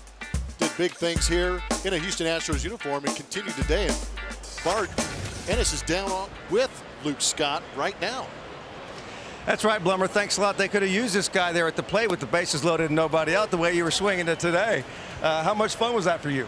It was a lot of fun. At first, really nervous, because it's been a while since been on the baseball field, especially in Major League Stadium in front of a lot of people. My palms were sweating and all that, but I just wanted to go out and have fun with it, and it was a really good time. I really enjoyed it. Really enjoyed catching up with old friends, got old teammates that I played with. I was very thankful to be here. And you put on a nice show for the fans too, dude. You went upper deck in right field. Yeah, I still got a lot of juice. I stay in shape, doing Orange Theory, and I do some, I do military training type stuff, and the body stays in shape. It's just a little different when you start swinging. My obliques are a little bit sore today, but Yeah, I still got, the ability. We did this for many years. It's just how well you take care of the body and how well it responds when you're swinging a bat. Well, you broke in with the Astros in 05, played here 5, 6, and 7, so you've had a chance to see some of your old teammates. How's that been for you? It's been wonderful. A lot of nostalgia. I remember taking my first jog out onto this field, opening day in 05, and just being hit with a lot of emotions, and just really thanking God for the opportunity that I've had, and to be here, and all the accumulation of all the hard work and being able to fulfill a dream. And then the teammates that I've played with have been just, they've been wonderful. I'm very thankful for them. They bring back a lot of special memories. We have good relationships, a lot of good times here, and so it's been a lot of fun. Including a couple of them who are now in the Hall of Fame. You can tell your grandkids, hey, I beat a Hall of Famer in a home run derby one time. That's right. It is an accomplishment. It is an accomplishment. I was really impressed with Biggio. And I tell you the truth, as a rookie, when I was very thankful to have him as a teammate, because he was on us hard as rookies. He really watched us. But what he did is he set the example. That man never took a play off. He always ran hard to first base. And he set the example, and I really watched him and learned a lot from him, and he helped me in my career take that characteristic and just apply it to every day, and it paid off for me. I was able to grind out 9 years in the big leagues, practicing those principles that I learned from guys like Biggio and Bagwell, and so I was, just very thankful. Good to see him again, and he did awesome. The guy's 50 years old, and didn't even take a break his first round. I mean, it was really impressive. So. Well, you were impressive as well. Thanks for being with us, Luke. Thank you very much. Great to see you again. Good to see you, too. He played 9 years in the big leagues, guys. Looks like he could still play. Back up to you. Yeah, he could. I mean, he was hitting just laser bombs up there into the upper tank. And it's cool to hear him talk about what you often reference, and that is the tone being set by Bish and Bag for that team. Yeah, those guys did it. And he was very polite in saying Bish rode rookies, and there was a reason behind it. He had high expectations, Biggio did, of himself, but he had put it on other people too. And you either learned or you were gone. And I think a lot of us who had the opportunity to play with them and continue our careers really took a lot of that clubhouse with us when we went to other teams. And Bidge would never expect anything more than what he gave, is what Luke basically said. Yeah, exactly. I mean, you go, well, what about you, Bidge? He'd say, okay, I sprint to my position. I throw the ball hard every time I get it. I'm trying to beat out ground balls to the shortstop. Bidge and Baggy and those guys did it right. And it was even with, Shane Reynolds, who we've seen here this weekend. Billy Wagner was a guy that comes to mind that was highly intense when he was on the field and had high expectations of everybody. But there were good clubhouses that these guys were around, especially in the late 90s, early 2000s. Very cool. Set the foundation for Luke Scott's career. Good to see Luke back here on Alumni Weekend. Dallas Keuchel with a pop-up and a ground out in this inning, and now 1-2 the count on Kyle Seager. Astros had a bases-loaded, no-out opportunity in the bottom half of the fifth inning, and then a strikeout and a double play ended that. Now Dallas trying to keep it at a 1-0 game. Seager has scored the only run of this game back in the second inning. It was an unearned run. He hooks one foul here. I think Luke began those, what he calls the military training, kind of the boot camp training. I think he either began those or continued those while he was with Tampa Bay when I got to know him. And he was in just incredible shape, and he still is today, obviously. Yeah, he's a beast of an athlete. But you could tell early on, Preston actually told me that he was using a little bit heavier bat for the first couple swings, and he goes, he's not going to do it with the big stick. And sure enough, Luke kind of tossed aside the big one, took the littler, lighter bat, and absolutely went into launch mode. It was impressive. I've taken an Orange Theory class. I don't know what class I'm missing that teaches you how to hit the ball 500 feet. Gotta find that class. Yeah. There's 2-2. Well, we thank everybody who joined us over the weekend on our broadcast. We had Larry Durker and Luke Scott interviewed by Bart Ennis the last couple of nights. We had, of course, Baggy up here for the entire game yesterday. Jeff Bagwell, Craig Biggio, the other Hall of Famer, jumping in the booth today for an inning. Talked with Kevin Bass on Friday night as well. And, of course, Reed Ryan, who kind of orchestrated the whole home run derby, was in here promoting it on Friday. It cracks me up. You know, obviously I sit in a very good seat and I enjoy my job, but it's funny when Reed Ryan and some of the other people who are in management go, thank you for doing the home run derby. And I want to laugh and go, no, seriously, thank you for the opportunity. That, you know, it's kind of funny. That was great. But to a man, including the Hall of Famer, everybody's saying, you know, early on, it's a little nerve-wracking. Yeah, Luke was talking about his palms sweat. It probably would have been harder for me to spit than hit a home run because my mouth was so dry. I was so nervous before you went up there. That's crazy. I'm sure PW Preston Wilson felt the same way as the leadoff guy. We'll hear from him in the postgame show. Dallas with a 1-2-3 inning in the sixth. He gets a pop-up, a ground out, and a strikeout.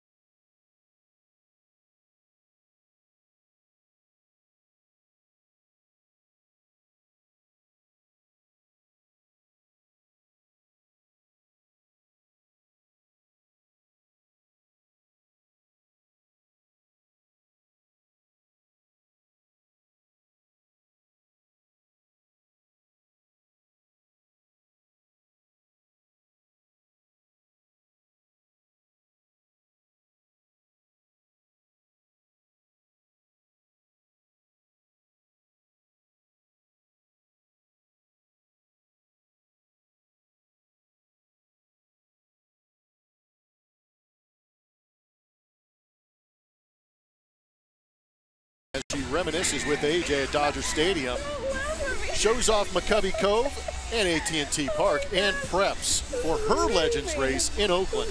All that and more on Astros Bases Loaded after the postgame show, only on AT&T Sportsnet. I mean, coming up next weekend, Julia and the Legends race out there at the Coliseum. Looking forward to that. We have a 1-0 game here in the sixth inning, and Erasmo Ramirez, the Mariners couldn't have asked for anything more from him coming back from the DL as he goes 5 shutout innings, allowing 3 hits, did not walk a batter, struck out 3, and now he gives way to Adam Warren. Yeah, we've seen Adam Warren a couple of times already in this series, 29 games. The opponent batting average at .234. 2 1/3 shutout innings against the Astros. They're looking to get something going. They did not want Erasmo Ramirez going that 3rd time through the order. Acquired from the Yankees this summer as he faces Tony Kemp, who has grounded out a couple of times. Tony takes a called strike. Astros with 3 singles in this game, all or 2 of the 3 coming last inning. Tyler White deserved a base hit, but he was initially ruled an error, and it stayed that way as Tony slices one towards the crowd, out of play. It's 0-2.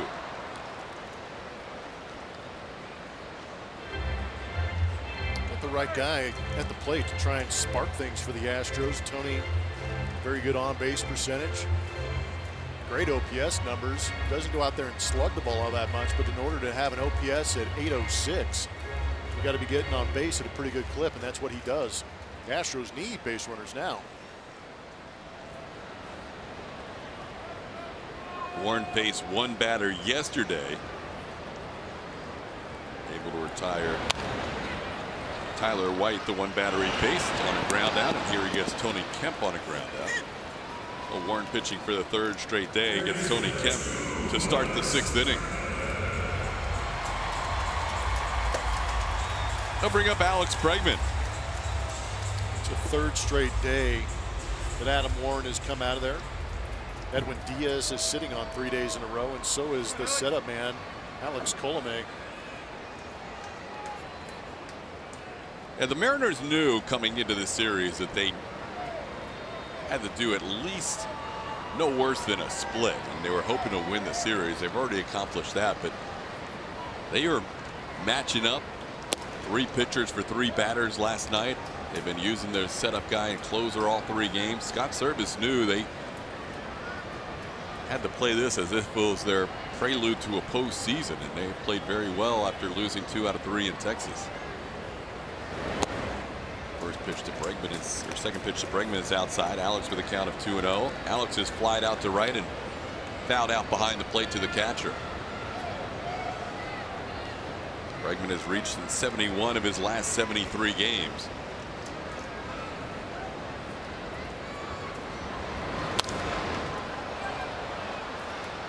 That's 2-1.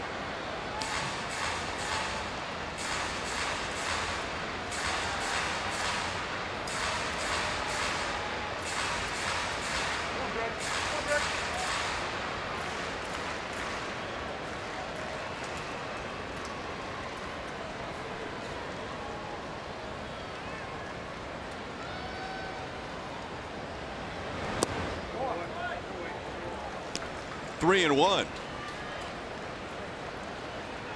Warren, usually a guy with pretty good strike percentage, 59.9% strike percentage.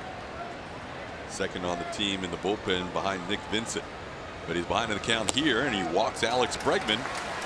So Alex now has reached in 72 of the last 74 games. That's going all the way back to mid-June. He's been very good at getting on base. When Altuve's in the lineup, this lineup gets very deep, pushes Carlos Correa back another one, but he's been a very good protector of Alex. That in combination with his strike zone discipline, the number's very good through the first 100. Again, small sample size, only 15 games without Altuve, but you can see a little bit of the effect. Also might be a little bit of Alex putting a little more pressure on himself, knowing that some of these big-time superstars aren't in the lineup. And he's having that all-star season, trying to help out the ball club. There's Carlos Correa taking a strike. Carlos has grounded out and struck out against Ramirez. Said mid-June. Alex's streak started back in mid-May. 72 out of 74 on base.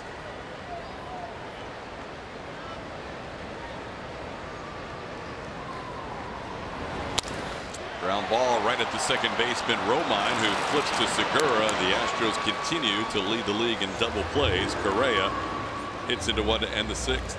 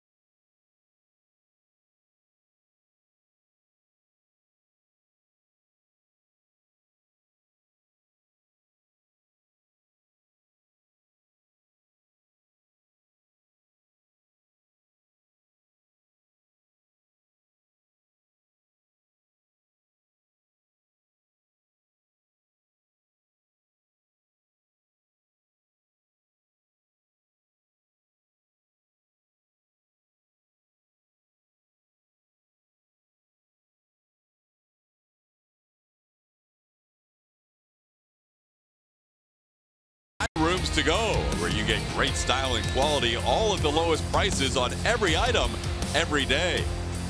And by Nissan, innovation that excites. Luke Scott, the winner of the inaugural Home Run Derby, right next to our own plumber. Fun day today here before the game. The first ever Astros Alumni Home Run Derby. As we head to the 7th inning, Dallas Keuchel still out there for the Astros. Dallas, with 93 pitches through 6, has been very good. 6 hits allowed. They've all been singles. 1 run allowed. It is unearned. And Dallas will face Ryan Healy, Mike Zunino, and Guillermo Heredia, 6, 7, and 8 in the Mariners lineup. Just feels like Dallas has been locked in today, putting pitches where he wants, working both sides of the plate, mixing things up. He's shown good command down in the zone, and that's where Dallas is, especially in those last 6 starts when we show you some of the numbers and how good they are. But we maybe haven't talked enough about how well this pitching staff has pitched, knowing that the offense isn't getting it going. They're just ignoring what's going on the offensive side, not putting too much pressure on themselves, just going out there and continuing to do what they can, which is pretty impressive to me, because sometimes you would imagine going out there knowing that the offense is struggling here at home, saying, I can't, which is crazy to think, I can't give up a run.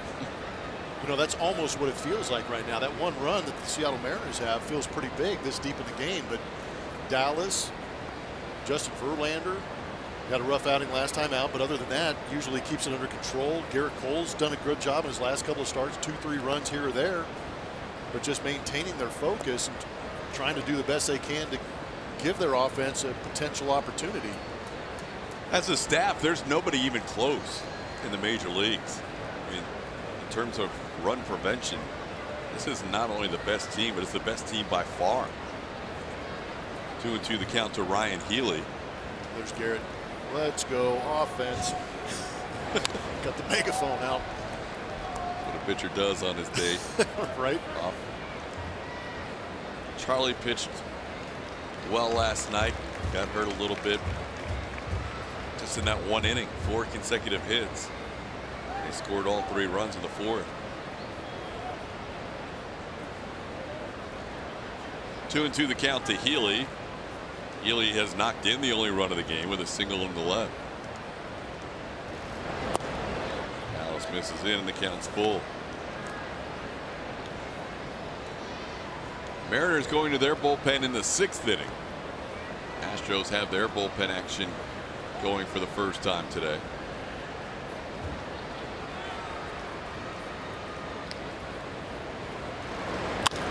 Ground ball. Bregman cuts in front of Correa and spins and throws in time to get Healy for the first out of the 7th inning.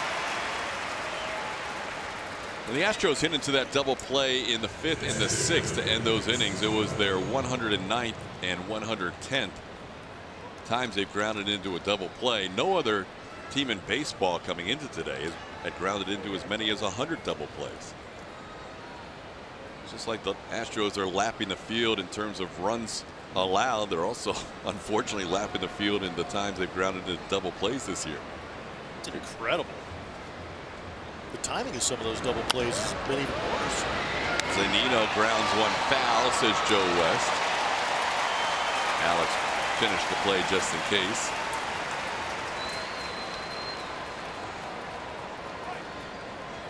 Team ERA is almost a half run better than anybody else in baseball. Almost a half run.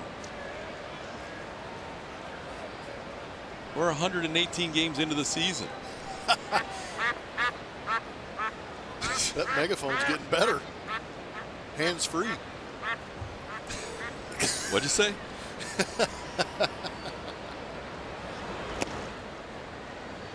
Garrett Cole enjoying this Sunday afternoon. That's impressive. Charlie, listen to me, Charlie.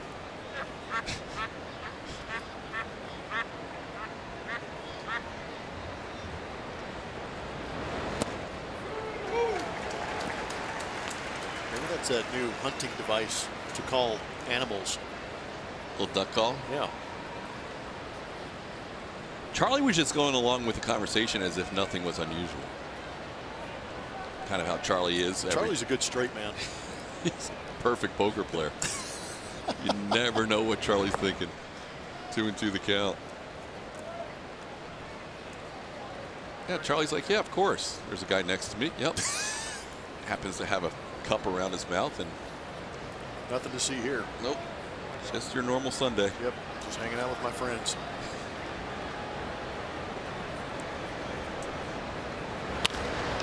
Look out.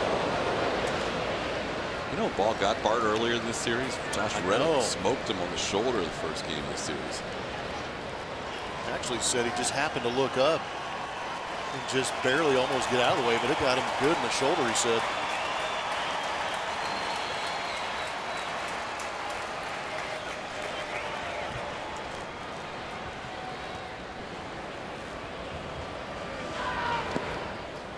Counts full. He's down there by the dugout. Maybe now when Garrett Cole says heads up with that new mouthpiece that he has on, he'll hear him. Yeah, Bart will hear him. A little warning would be nice, I'm not going to lie. How you doing? Good. Recovered? Recovered. I'm on my way back from the Luke Scott interview. I may spend some time on the DL, but it won't be much. Discomfort? Yep, just a mild discomfort. Shoulder discomfort, yeah. This ball's crushed. 3-2 pitch, and Zunino got all of this one way up on the tracks. Mike Zunino, who does have some serious power when he gets into one, hits his 17th home run of the season. Is a 2-0 game. Still wasn't an awful pitch, but he came inside and Zunino pulled the hands in, cleared out the front side, and put a run on the board.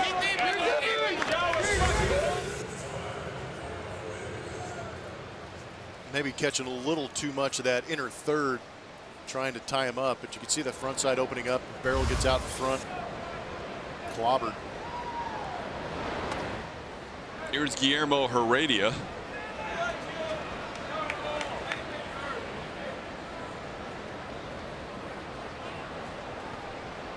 th home run for the Mariners lifetime against Keuchel.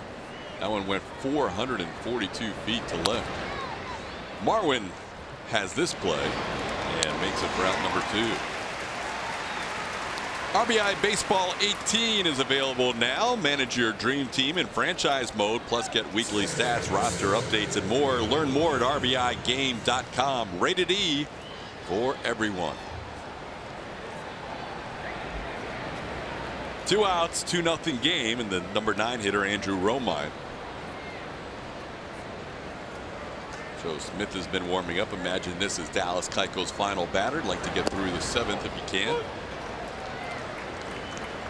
Romine 1 for 2 today as Dallas drops in a breaking ball for a strike. Dallas pitch count up to 110. 111 matches the most Dallas has thrown this season. That was in a start in Texas on July 3rd.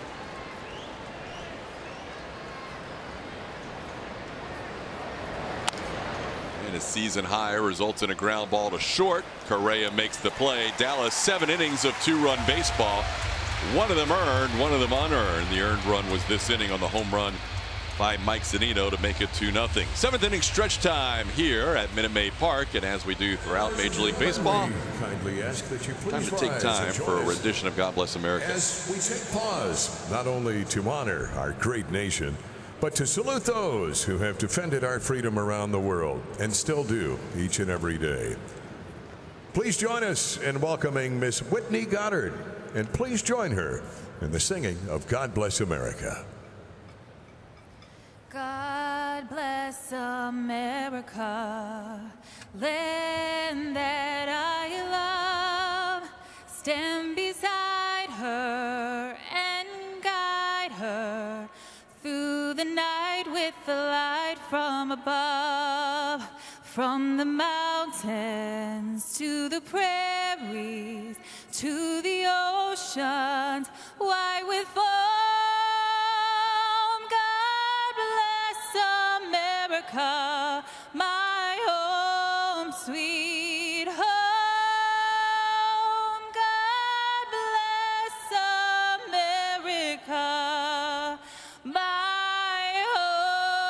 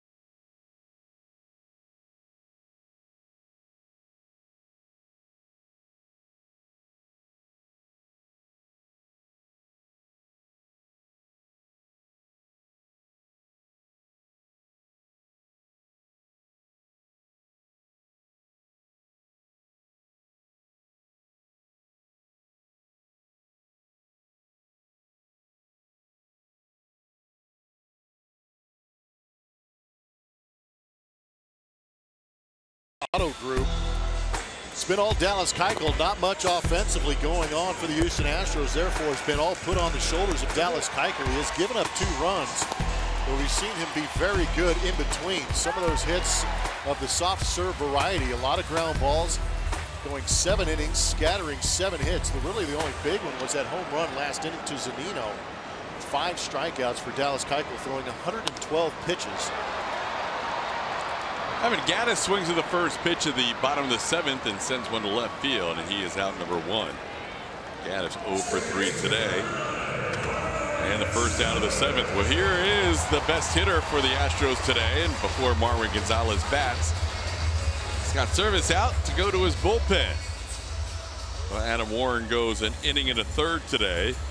Walked the batter, but got through the 6th inning with a double play, and now after 1 pitch in the 7th, he'll be taken out. We'll have a new pitcher when we come back to face Marwin Gonzalez.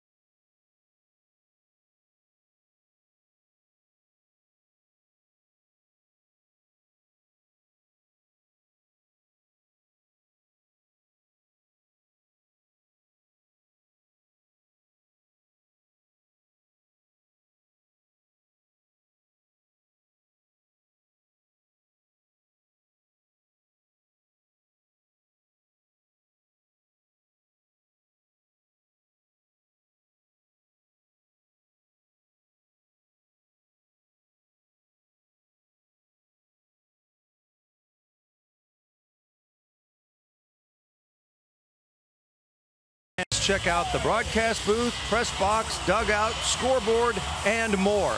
Visit Astros.com/tours to book your tour today. Mariners have made a pitching change. For more on that, let's go back up to the booth, guys.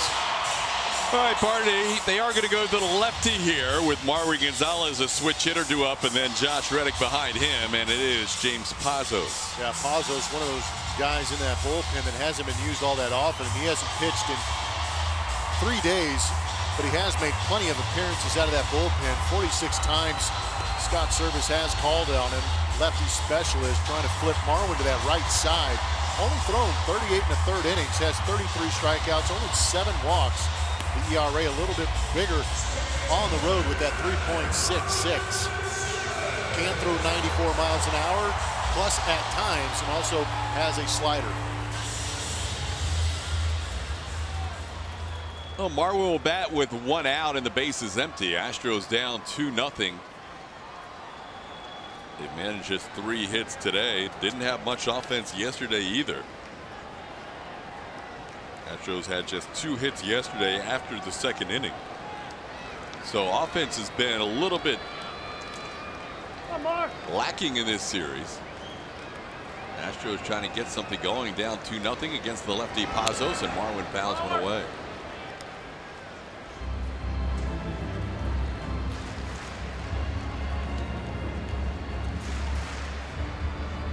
Astros have lost 7 in a row at home. Last time that happened was back in 2013. It was a thin year.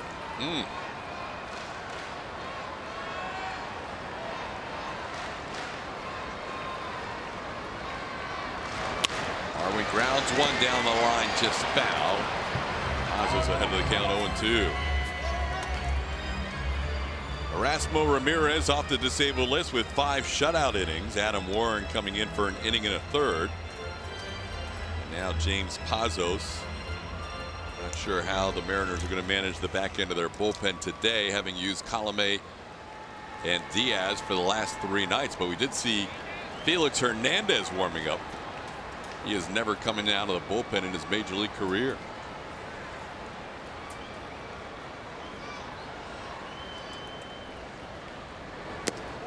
One and two the count. Felix started one of those games in Texas, and then after that, Scott Service said we'll figure out whether or not he will get his next start, which was going to be today. Now Felix in the bullpen warming up for the Mariners.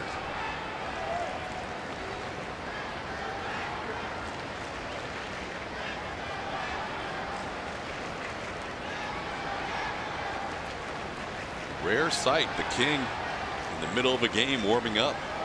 I bet you people up in Seattle watching this game on TV can't believe that King Felix has moved to that bullpen.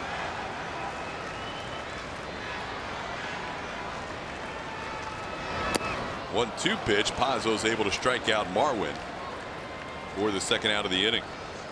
Come on, baby Red.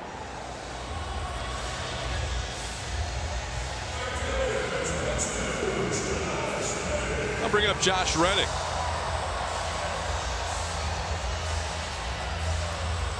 Reddick's been good this year against lefties.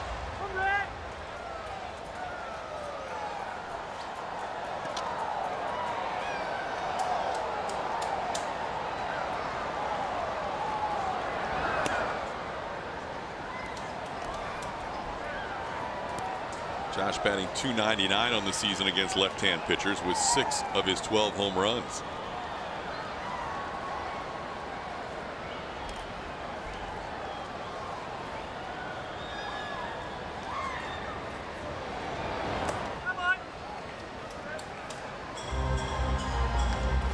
Never a good time to lose this many in a row at home, but especially when you have the crowds like the Astros have been seeing lately. 40,000 today, 40,048. They had almost 39,000 last night, and a sellout Friday. Always want to put on a show for your home fans, but especially when they're filling up the building. A lot of kids going back to school this week. Is this the final week of summer for your children? Yeah, Wednesday is the big day. I'm always glad to be home when the schedule works out to be able to be home for that first day of school. This one will be a little bit interesting for me and for probably a lot of families out there. That kids are growing every year. But I've got a freshman in high school, so that's a big move in our family. Having our oldest Mia, who was on the broadcast with us, will be a freshman in high school. Pazos misses the zone on a 3-0 pitch, and Josh Reddick with a 4-pitch walk will bring the tying run to the plate, and Tyler White.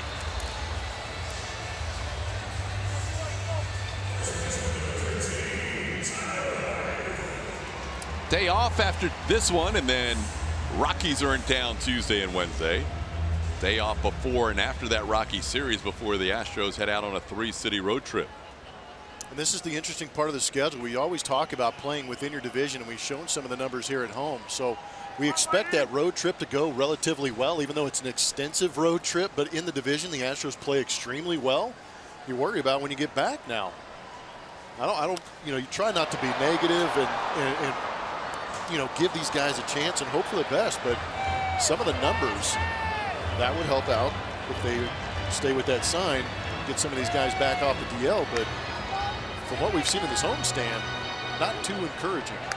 Pitching-wise has been fantastic. I'm just talking about the offensive side. It's been a 2-year trend now where the offensive numbers have been much better away from home.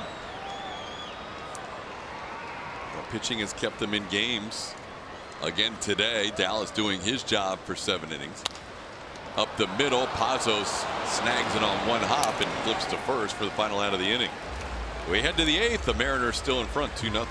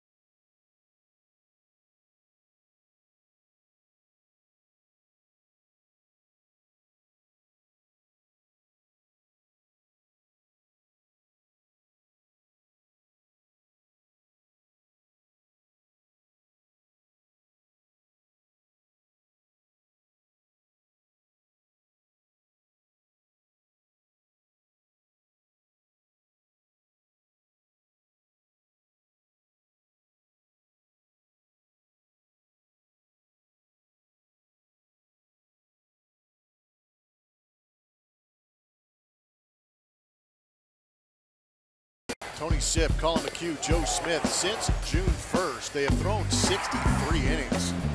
Only allowed 6 earned runs. That comes out to a .86 ERA. Tony Sipp has had a great season, turning things around from the last couple of years from the left side for AJ Hinch. Colin McHugh moving from the rotation to the bullpen, now pitching in high leverage situations. This guy right here, Joe Smith, a rocky start to the start of the season, but he has gotten right back into form here lately.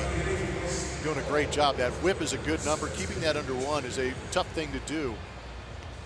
But he's made 39 appearances and has a 3.69 ERA. Yeah, it's been really good, not only since the break, as you see that ERA there, but since coming back from the DL on July 3rd, has that ERA at less than 1, at 0.75. Seems like Smith has been able to spot up those pitches where he wants to. We saw that with Dallas today. Dallas seemed to be very effective before the Zunino home run, had allowed just 6 singles and an unearned run. And Dallas leaves after 7 innings of 2-run, 1 earned run baseball today. Walked 1 and struck out 5. But the Mariners haven't given up anything with starter Erasmo Ramirez and 3 relievers. 2 relievers so far, 3 pitchers overall. It's a 2-0 game as we head to the 8th. Here's Mitch Haniger. Haniger 2 for 3 today. He is 8 for 15 in the series. But Smith ahead of him 0-2.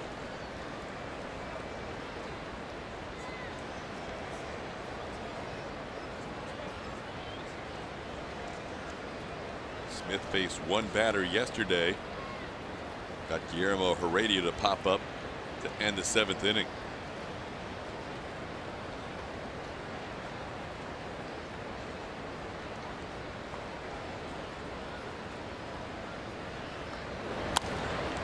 Softly hit towards Correa. Makes the play to first. Haniger retired. And there's 1 out in the 8th.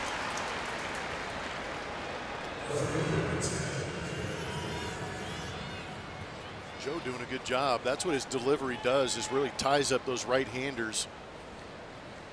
3/4 arm delivery. It's tough to pick up immediately out of the hand, and by the time you do, it's boring in on your hands just like it did to Mitch Haniger.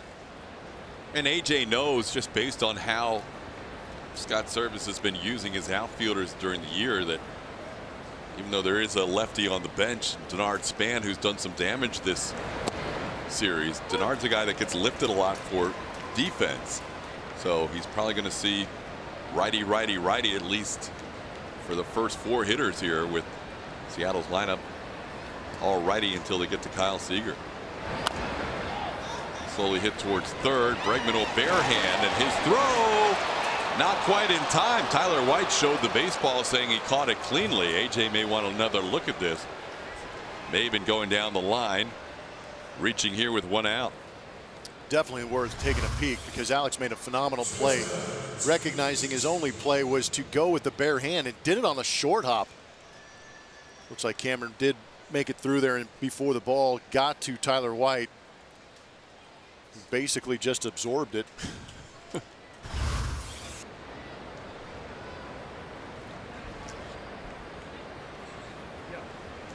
One out, a runner on. Here's Gene Segura. Segura 2 hits and 3 at bats, and now sends one towards the middle. Correa to Tyler. They turn 2. Marwin in the middle. Carlos Correa starts it. One of the best double plays of the season. Struggling at the plate, but lays out, makes a phenomenal play just on the catch, and then the glove flip, bare hand, and gun. Maybe that gets the offense going. Great play by Carlos Correa to get that double play started. 2-0 Seattle.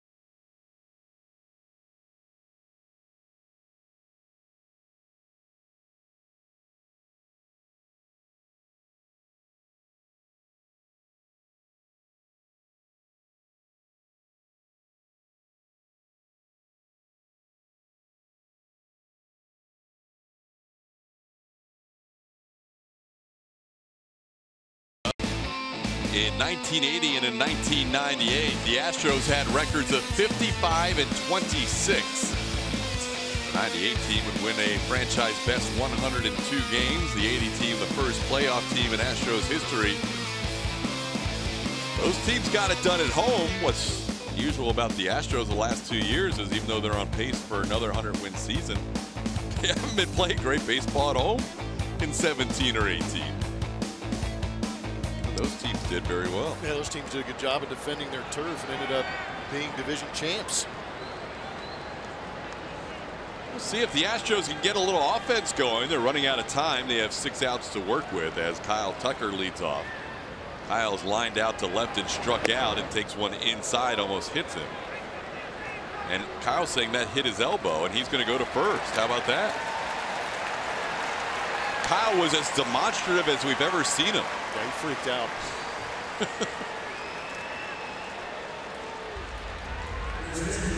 Sold it pretty well. Say that left elbow. Maybe grazed it just a little bit. Tell you what, if you're going to get a hit by pitch, that's the way you want to do it. No argument from the Mariners. Yuli Gurriel's going to pinch it here for Martin Maldonado. James Pazos staying in there, the lefty against Yuli. This is outside for ball 1.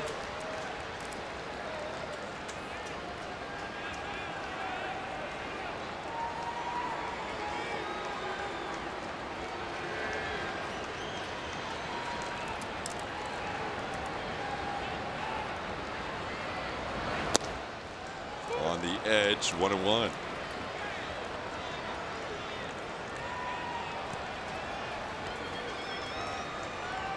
Yuli started last night, went 1 for 4, but he's just 1 for his last 16. He is below 280 for the first time since early June, but Yuli a pinch hit single to center.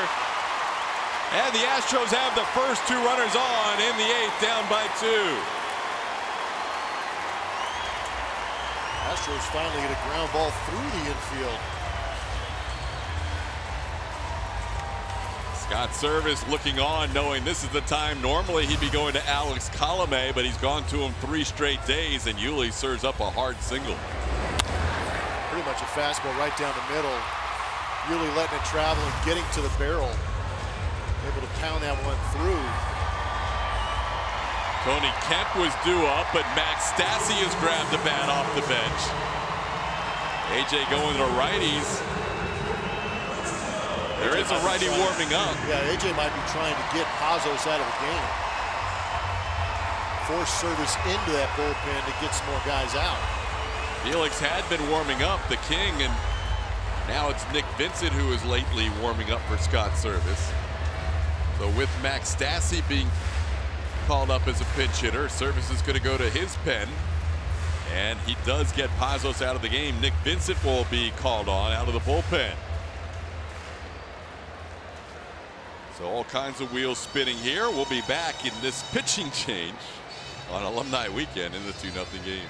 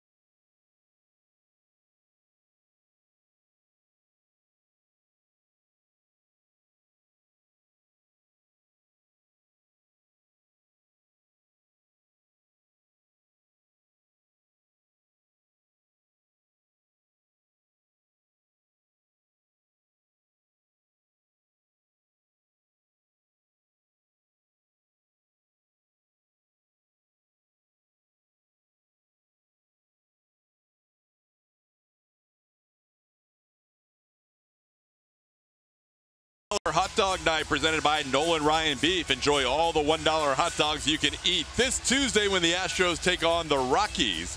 To get tickets to the next Dollar Dog game, visit astros.com/dollardogs or call 1-877-9-ASTROS. Colorado Rockies in town, and Justin Verlander will be back on the mound to start that series on Dollar Dog Night Tuesday. Here, the Astros have the tying runs on base with nobody out in the 8th inning, and a new pitcher for Seattle is Nick Vincent.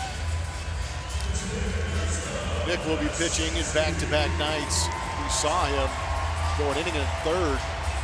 Only did so in 9 pitches, so not many pitches on that arm, but still getting up, getting hot in this ball game, making his 42nd appearance. In 5 games, pretty good ERA for the Astros against him.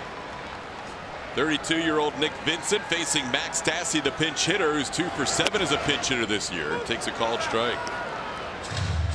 Part of me was thinking a little bit about Tony Kemp maybe staying in the game, even against Pazos, and laying down a bunt or a possible drag bunt. But I think that A.J. Hinch wanted to get into that bullpen and force Vincent into the game. You wonder if by bringing Vincent in the 8th, is Scott Service thinking of using Edwin Diaz for 4 straight days if they have the lead? Hopefully we don't find out. So the Astros able to take the lead here. 1-1 count to Stassi. Now it's 2-1. Only other big threat tonight, the Astros had the bases loaded in the 5th and nobody out. Erasmo Ramirez was able to strike out Kyle Tucker, then get a double play off the bat of Martin Maldonado.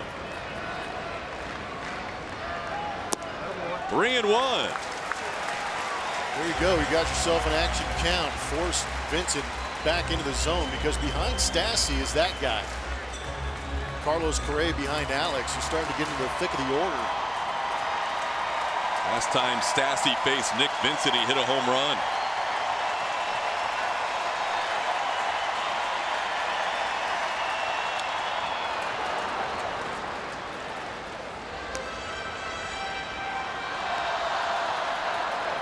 Count's full.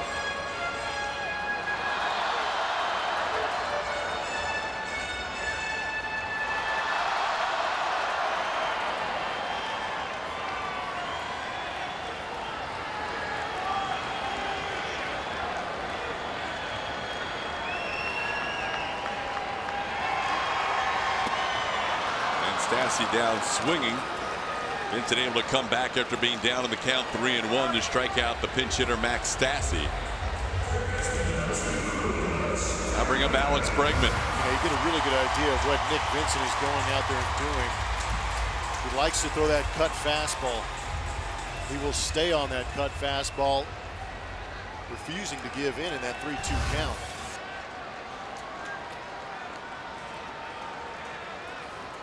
More cutters than regular fastballs for Vincent. Throws a lot of strikes. Alex Bregman takes a strike.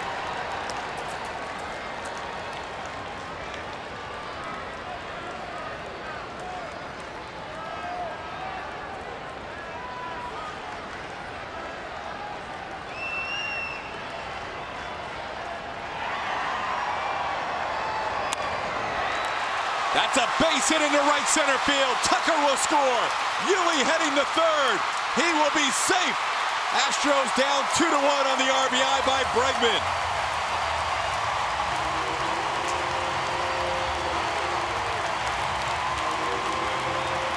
Bregman getting back to doing Bregman things, which is driving in runs. That pitch is middle in, and he fights it off for a base hit up the middle. That was beautifully done. That's a good swing path. When you talk about staying through the zone, that's what Alex just did. It did get in on the hands a little bit, but in staying through the zone and finishing the swing allows him to muscle that thing into center field. Tucker with a pretty good read. Scores easy, but I appreciate Yuli forcing the issue going all the way to third base also. Big extra 90 feet right there for the Astros as Carlos Correa bats with the infield back. And 1 out in a 1-run game. I like this matchup. A lot of sliders, a lot of cutters, and we know that Carlos Correa, when he talks about where he feels his strengths are, it's in that opposite field gap. And that cut fastball kind of goes into the swing path of Carlos if he's trying to go the other way. Carlos checks his swing, base hit. Tie game. Bregman to third. Carlos Correa with his first hit back off the DL. It's a big one. We're tied at 2. Told you. He is now 5 for 10 in his career against Vincent. So it was a good scouting report, just wasn't the way he imagined it. Hey, sometimes, especially when things are going bad, it's better to be lucky than good. With the runner being held on, Healy staying closer to the bag, has no chance to even get out there and try and knock that down. Tie ball game, good things happening. Finally. Hey, this game will make you cry as much as it makes you laugh. Enjoy those laughs when you get them. Those 2 runs charged to Pazos, and now Evan Gattis bats. Infield still back in this tie game. Evan swings through it.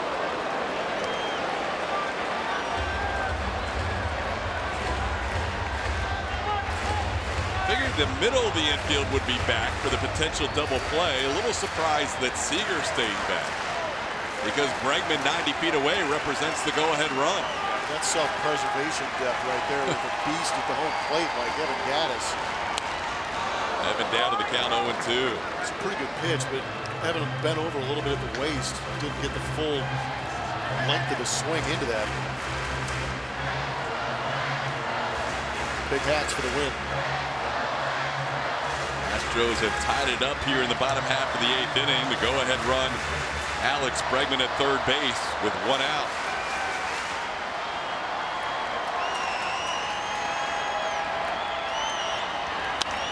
Fly ball, pretty well hit to center field, deep enough to score Bregman. Alex will tag, Heredia's throw will go to second, and the Astros have a 3-2 lead.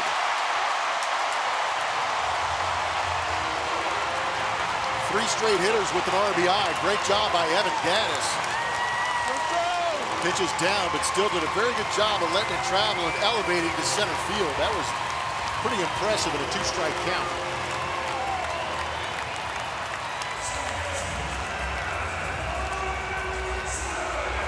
That is a big swing right there by Gattis down in the count, and out comes Scott Service again, and with Marwin Gonzalez due up, he's going to try and turn him around yet again. Marwin not getting a chance to bat lefty after going 2 for 2 lefty against Erasmo Ramirez. Another pitching change for the Mariners, and for the first time today, the Astros with the lead.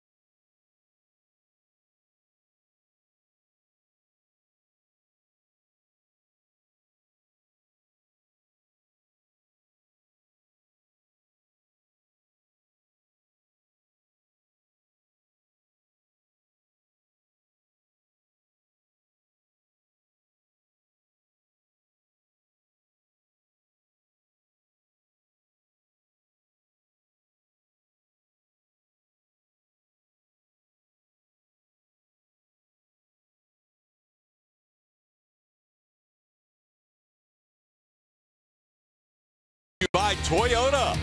Let's go places.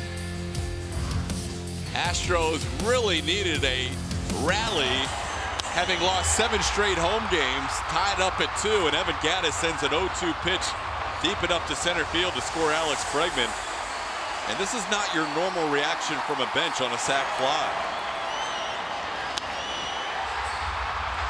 Garrett Cole initially thought he got all of it, but then he's like, that's deep enough.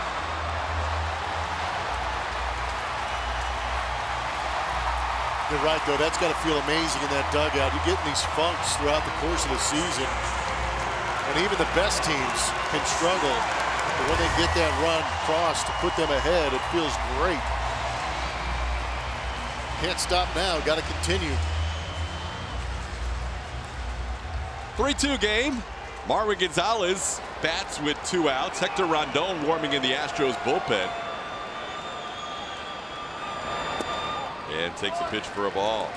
Zach Duke on for the Mariners as they turn Marwin Gonzalez around again. And he's being indoctrinated into the Seattle way.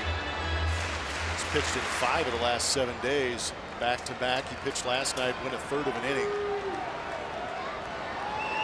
Marwin around a bunt. Takes it for a ball, 2-0. Hard to get Josh Reddick up there against Duke. Yeah, I'm kidding. That has worked out. Yes, it has. The only home run Duke has allowed this year. Josh Reddick sent one out at Safeco Field.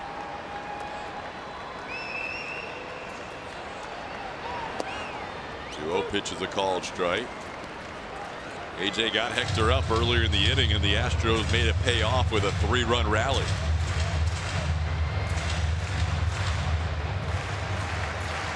He's thrown enough pitches to be ready right now.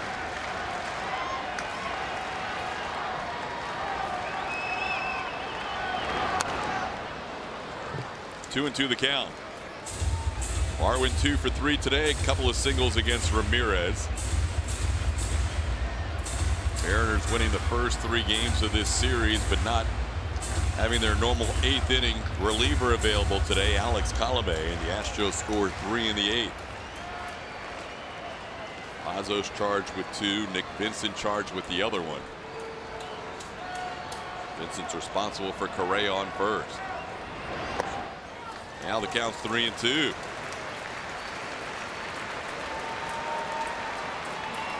Looking ahead at the Mariners' 9th, they will have Nelson Cruz due up, followed by Kyle Seager and Ryan Healy.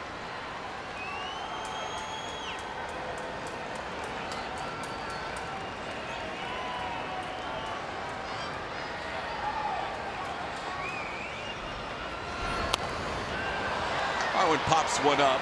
Foul. Zunino playable. Right in front of the Astros dugout for the final out. But 3 score. The Astros will take a lead headed to the 9th.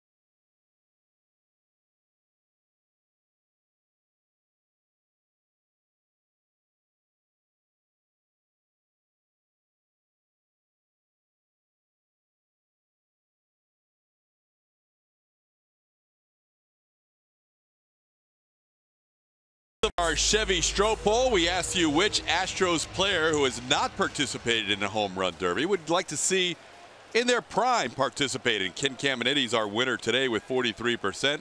The toy cannon Jimmy Wynn finishing second with 28. Carlos Lee and Cesar Cedeno. Thanks for voting in our Stroh polls. We head to the ninth with Hector Rondon on, and Derek Fisher into the new center fielder. Yuli Gurriel is the new first baseman, and Max Stassi is the new catcher. Yuli came on as a pinch hitter. Stassi came on as a pinch hitter. Fisher comes on defensively as Kemp was pinch hit for. Ground ball towards short. Takes a big hop. Correa stays with it to record the out. What a play. What the heck was that?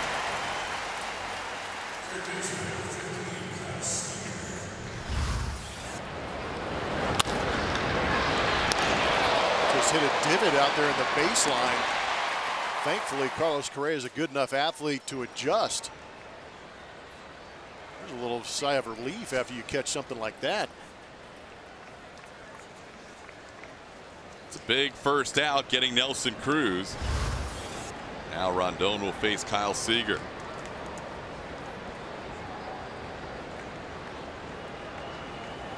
Rondon picked up 4 saves on that road trip where the Astros went 6-2.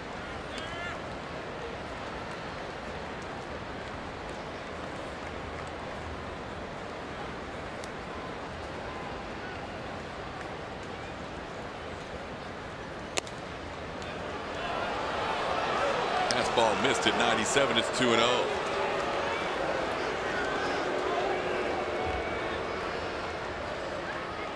Seager walked and scored in the second inning. Struck out a couple of times. Same spot. This one he gets a called strike. It's 2-1. Seager asking about that call. I would too. Second pitch up at this one. Wow. Even worse than the pitch called a ball the previous pitch. Masterful framing.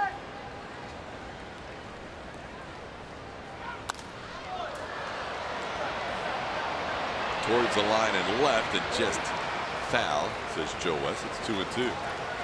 Catch one of the best ballpark bargains with the Coca-Cola Ballpark Bundle. For only $20 during select weekday games, this offer includes a ticket, hot dog, soda, and popcorn. Visit Astros.com/ballpark bundle for tickets and more information.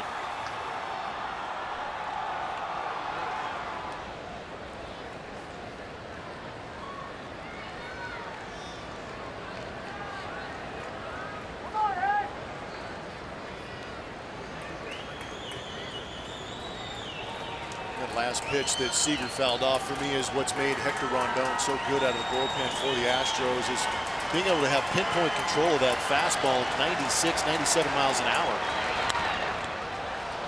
Pops one foul out of play. Yeah, he's been pretty much able to find wherever the target is, whether it's Stassi or Maldonado lately. Game number 119 for the Astros. A little more significant game 119 than most. Trying to win one game of this series. Ground ball into the ship. Marwin is there, down to a knee. 2 outs.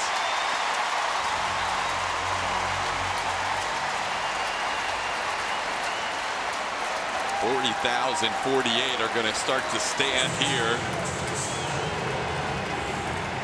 It's been a tough series for the Astros. They can come out of this with a win, down 2-0 heading to the bottom of the 8th. That will make the off day feel so much better.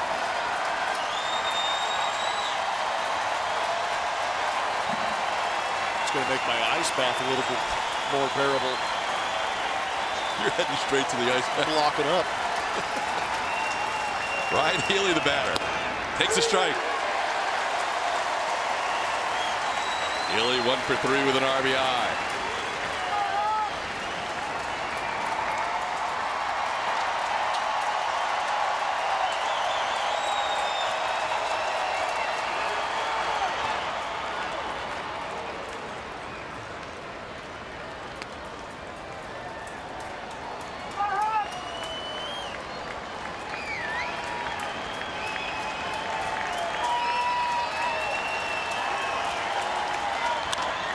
Ball is hit high and deep to left field. Tucker going back, looking up, and that is gone. Ryan Healy hits one 5 rows into the Crawford boxes for a game-tying home run down to their final out in the 9th inning. Hanging slider.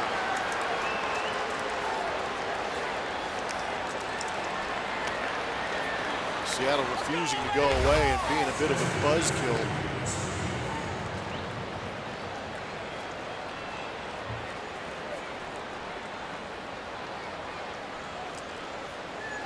That was a gift. So now Mike Zunino have to be careful with this guy. He put one onto the train tracks his last time up. Fouls one away.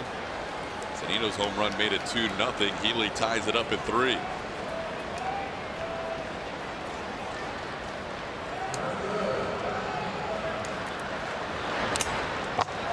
Rondon ahead 0-2.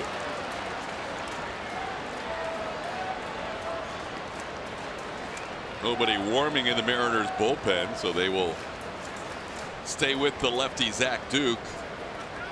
Astros have 3 lefties due up in the bottom half of the 9th inning.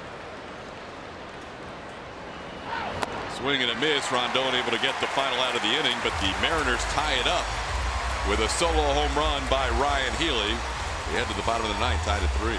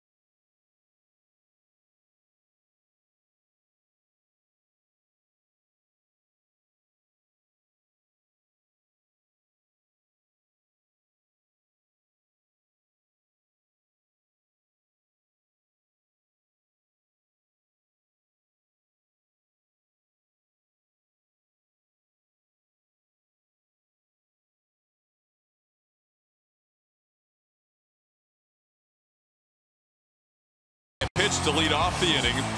Yuli Gurriel is a pinch hitter, singled into center field, putting runners on first and second. And Alex Bregman knocked in the first run, making it 2-1. Carlos Correa, excuse me. And then it was the sac fly by Evan Gattis that gave the Astros a 3-2 lead.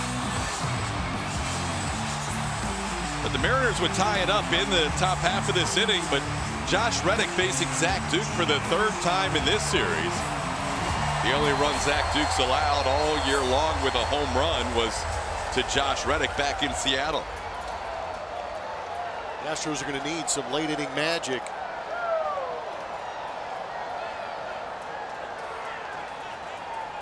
Reddick was retired on a ground out against Duke yesterday and swings with the first pitch and pops it up near the Mariners dugout, and Zunino reaches in and can't make the play. Thought about it, but going back to July 31st, this is that home run that TK is talking about. Zach Duke just acquired. Hadn't given up a home run all season long to a right-handed hitter or left-handed hitter, and it was the left-handed hitting Josh Reddick who got him. Going deep into the night in that right center field bleacher.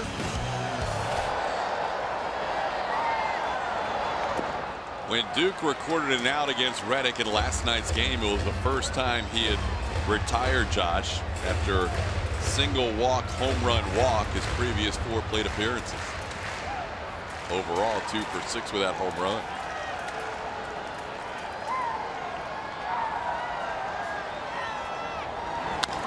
This one on the ground. Romine has to move to his left, makes the play for out number 1. Reddick retired for the first out of the bottom of the 9th.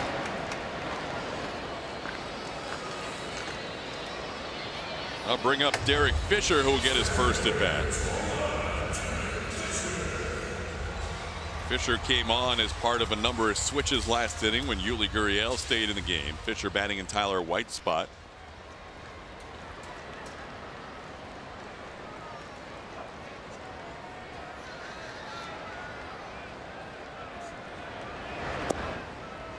And a called strike.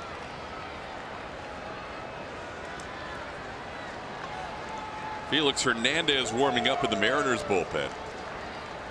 Astros have 3 lefties to start this inning, and then Yuli Gurriel if somebody gets on base. Fisher down to the count 0-2.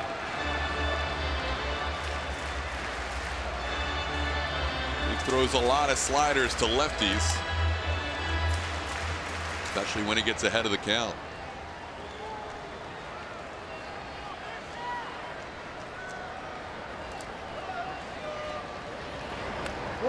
There is that slider. Fisher lays off. It's 1-2.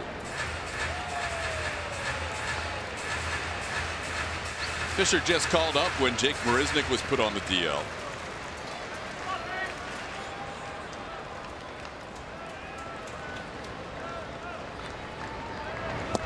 And Derek goes down swinging for out number 2. So Duke has come on and recorded 3 outs of the 3 batters he has faced. Now he'll face Kyle Tucker.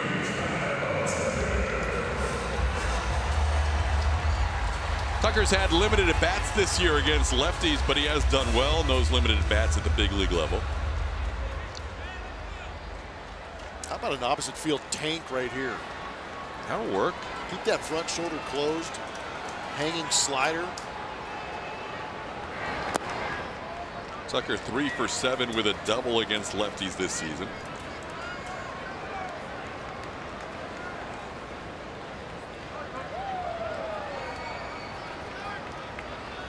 With 3 home runs in the 8 games after being sent back to Fresno the beginning of the month. There's a strike. It's 1-1.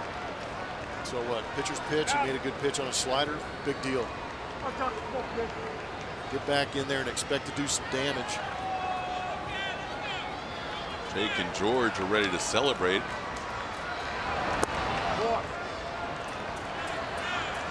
Tucker looking for his first big league home run. Has a count of 2-1. It's not as much fun when 2/3 of the Cupid Shuffle are hanging out on the DL.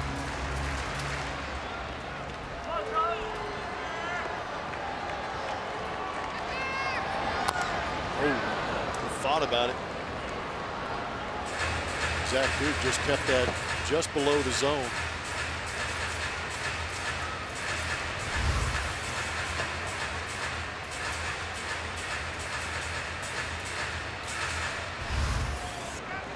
Launch going down to that knee.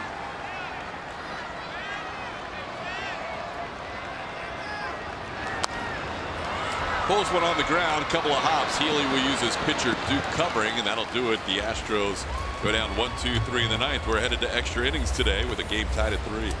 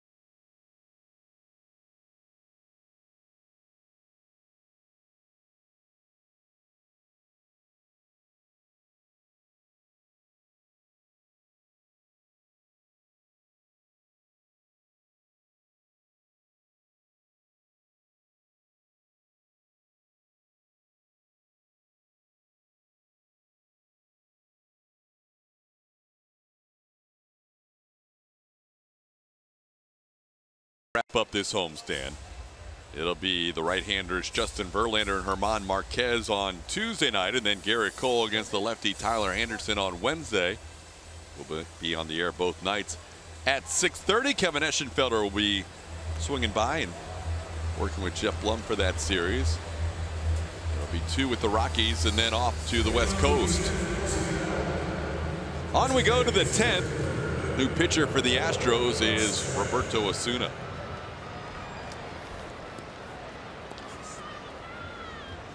Osuna in this game will be his 19th appearance between Toronto and Houston.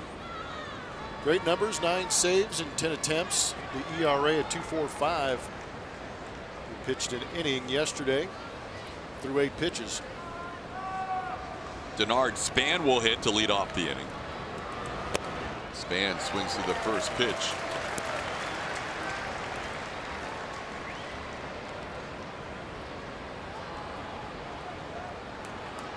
Span pinch hitting for Guillermo Heredia here to lead off the 10th.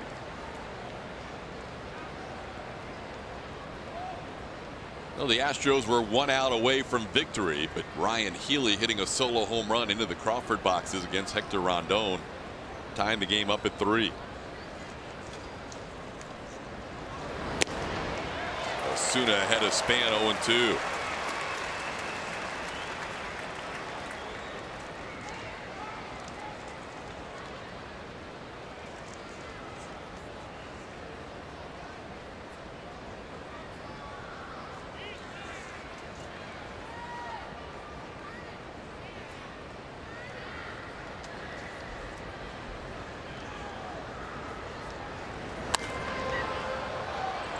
Popped up third base side. Bregman in foul territory, puts it away. Span pops up for the first out of the 10th. Well, Span didn't get a start today after starting the first 3 games. Same with D. Gordon. He did not start today after starting the first 3 games. Now those 2 guys are going to pinch hit back to back here, as Gordon will pinch hit for Andrew Romine.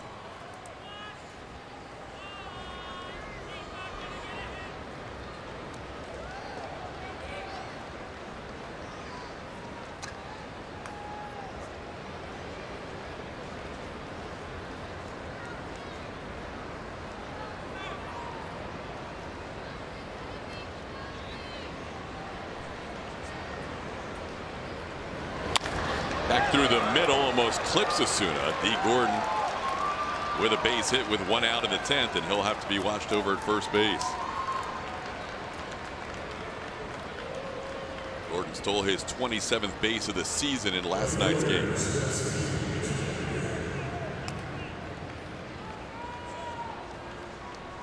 Here's Mitch Haniger.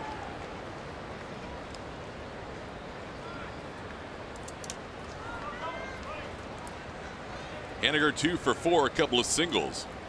8 for 16 in the series.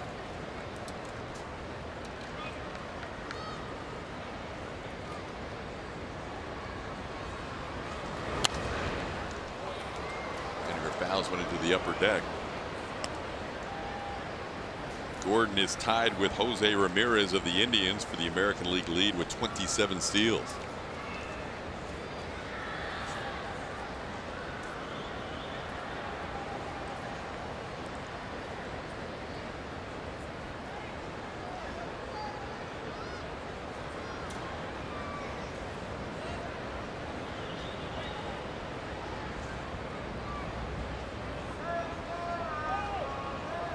There he goes. Pitches ripped down the left field line. That's a fair ball towards the corner. D. Gordon with great speed will come around to score easily. Mitch Haniger, his 5th double of the series, tying a Mariners record. More importantly, giving Seattle a lead here in the 10th inning, 4-3. There's good times in that Seattle dugout. Ryan Healy with the game-tying home run, and then Mitch Haniger just being an absolute nuisance to Astro pitching. 5 doubles in a 4-game series. That matches the Seattle Mariners record for most doubles in a series, as Osuna gives up the go-ahead run in the 10th inning. Here's Cameron Maybin. Maben takes a pitch for ball 1. Well, Felix Hernandez had been warming, and then as a runner got on base, he was joined by a guy who's closed out the first 3 games of the series, Edwin Diaz, warming up in the Mariners bullpen to appear in the 4th consecutive game of the series.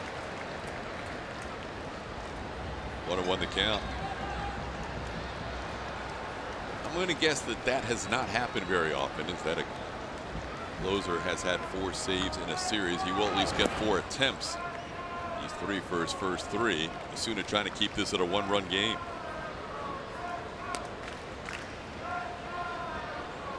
Two and 1 the count.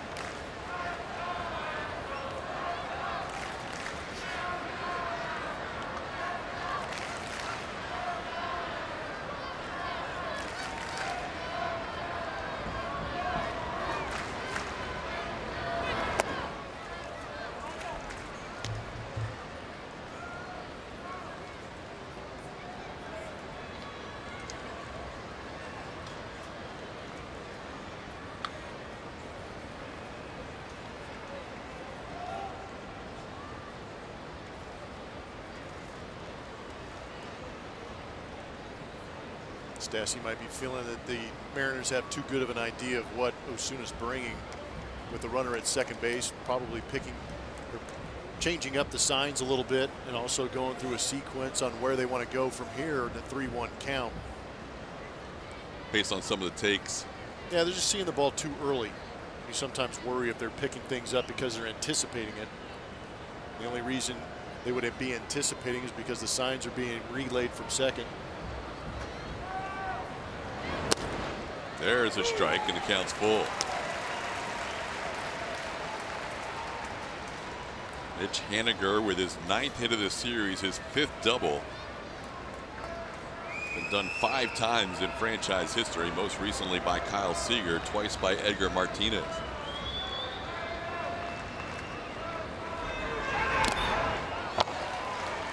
Stays 3-2.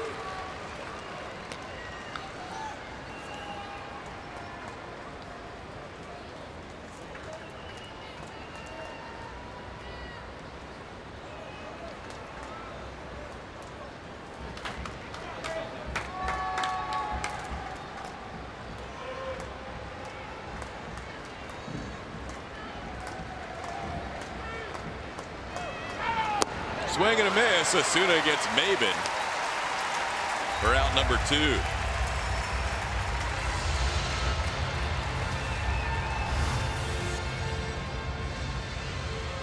Got a swing and miss. 3-1 on the breaking ball. He goes back to it. 3-2. Gets a good one over to get the strikeout. Now Osuna will face Gene Segura.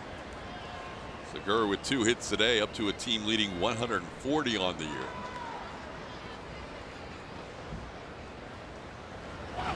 Segura grounds one towards third. Nicely picked by Bregman. His strong throw in time.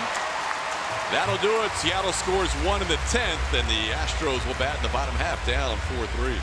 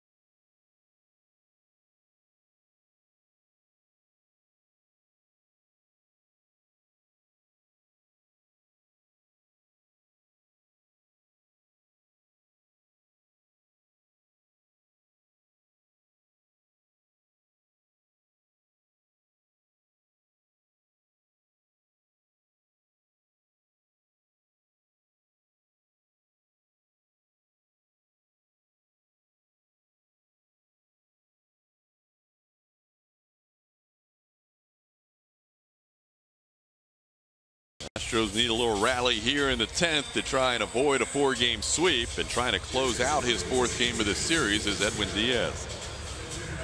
Pitching his 4th game in a row, to Todd's point of going for that 4th save in a row.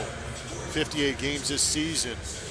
2.02 ERA. He's putting up phenomenal numbers with that electric fastball slider mix.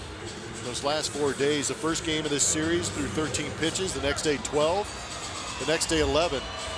Hopefully some of that warming up and being in the ball game will tax that arm a little bit, slow things down a little bit, or make that slider less effective and allow the Astros to get a hold of some pitches and make some things happen here in the 10th inning.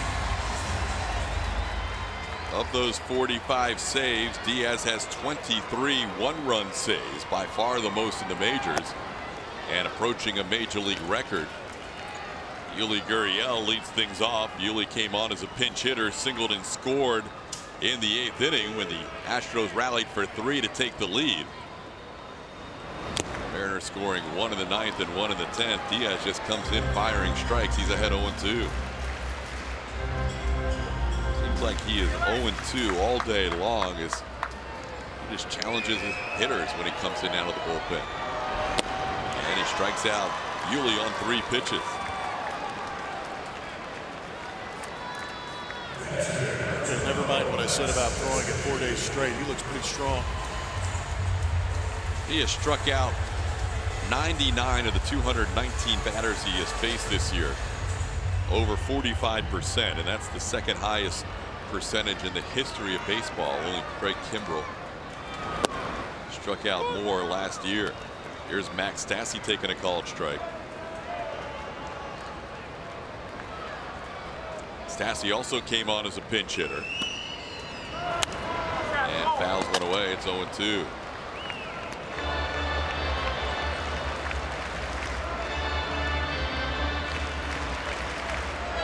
Diaz throwing all strikes so far and has been ahead of both hitters. 0-2. And a swing and a miss, strike 3. 2 quick outs on strikeouts. Diaz struck out 3 on Thursday, 2 on Friday, 2 more yesterday, and 2 today. In 4 innings of work against the Astros in this series, he has struck out 9 hitters of the 11 outs.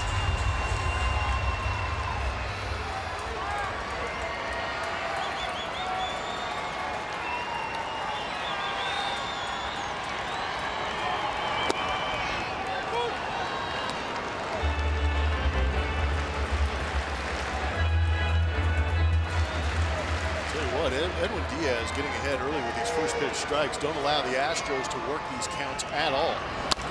There's a ball into right field for a base hit. Alex Bregman reaching on a 0-1 base hit to right.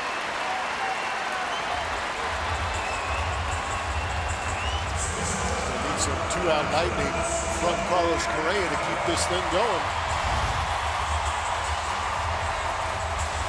Good piece of hitting by Alex.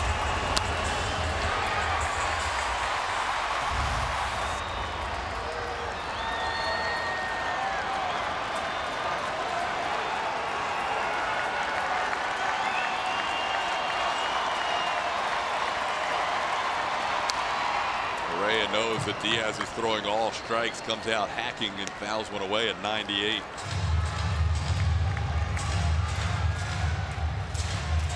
Diaz has thrown 9 pitches and all 9 have been strikes.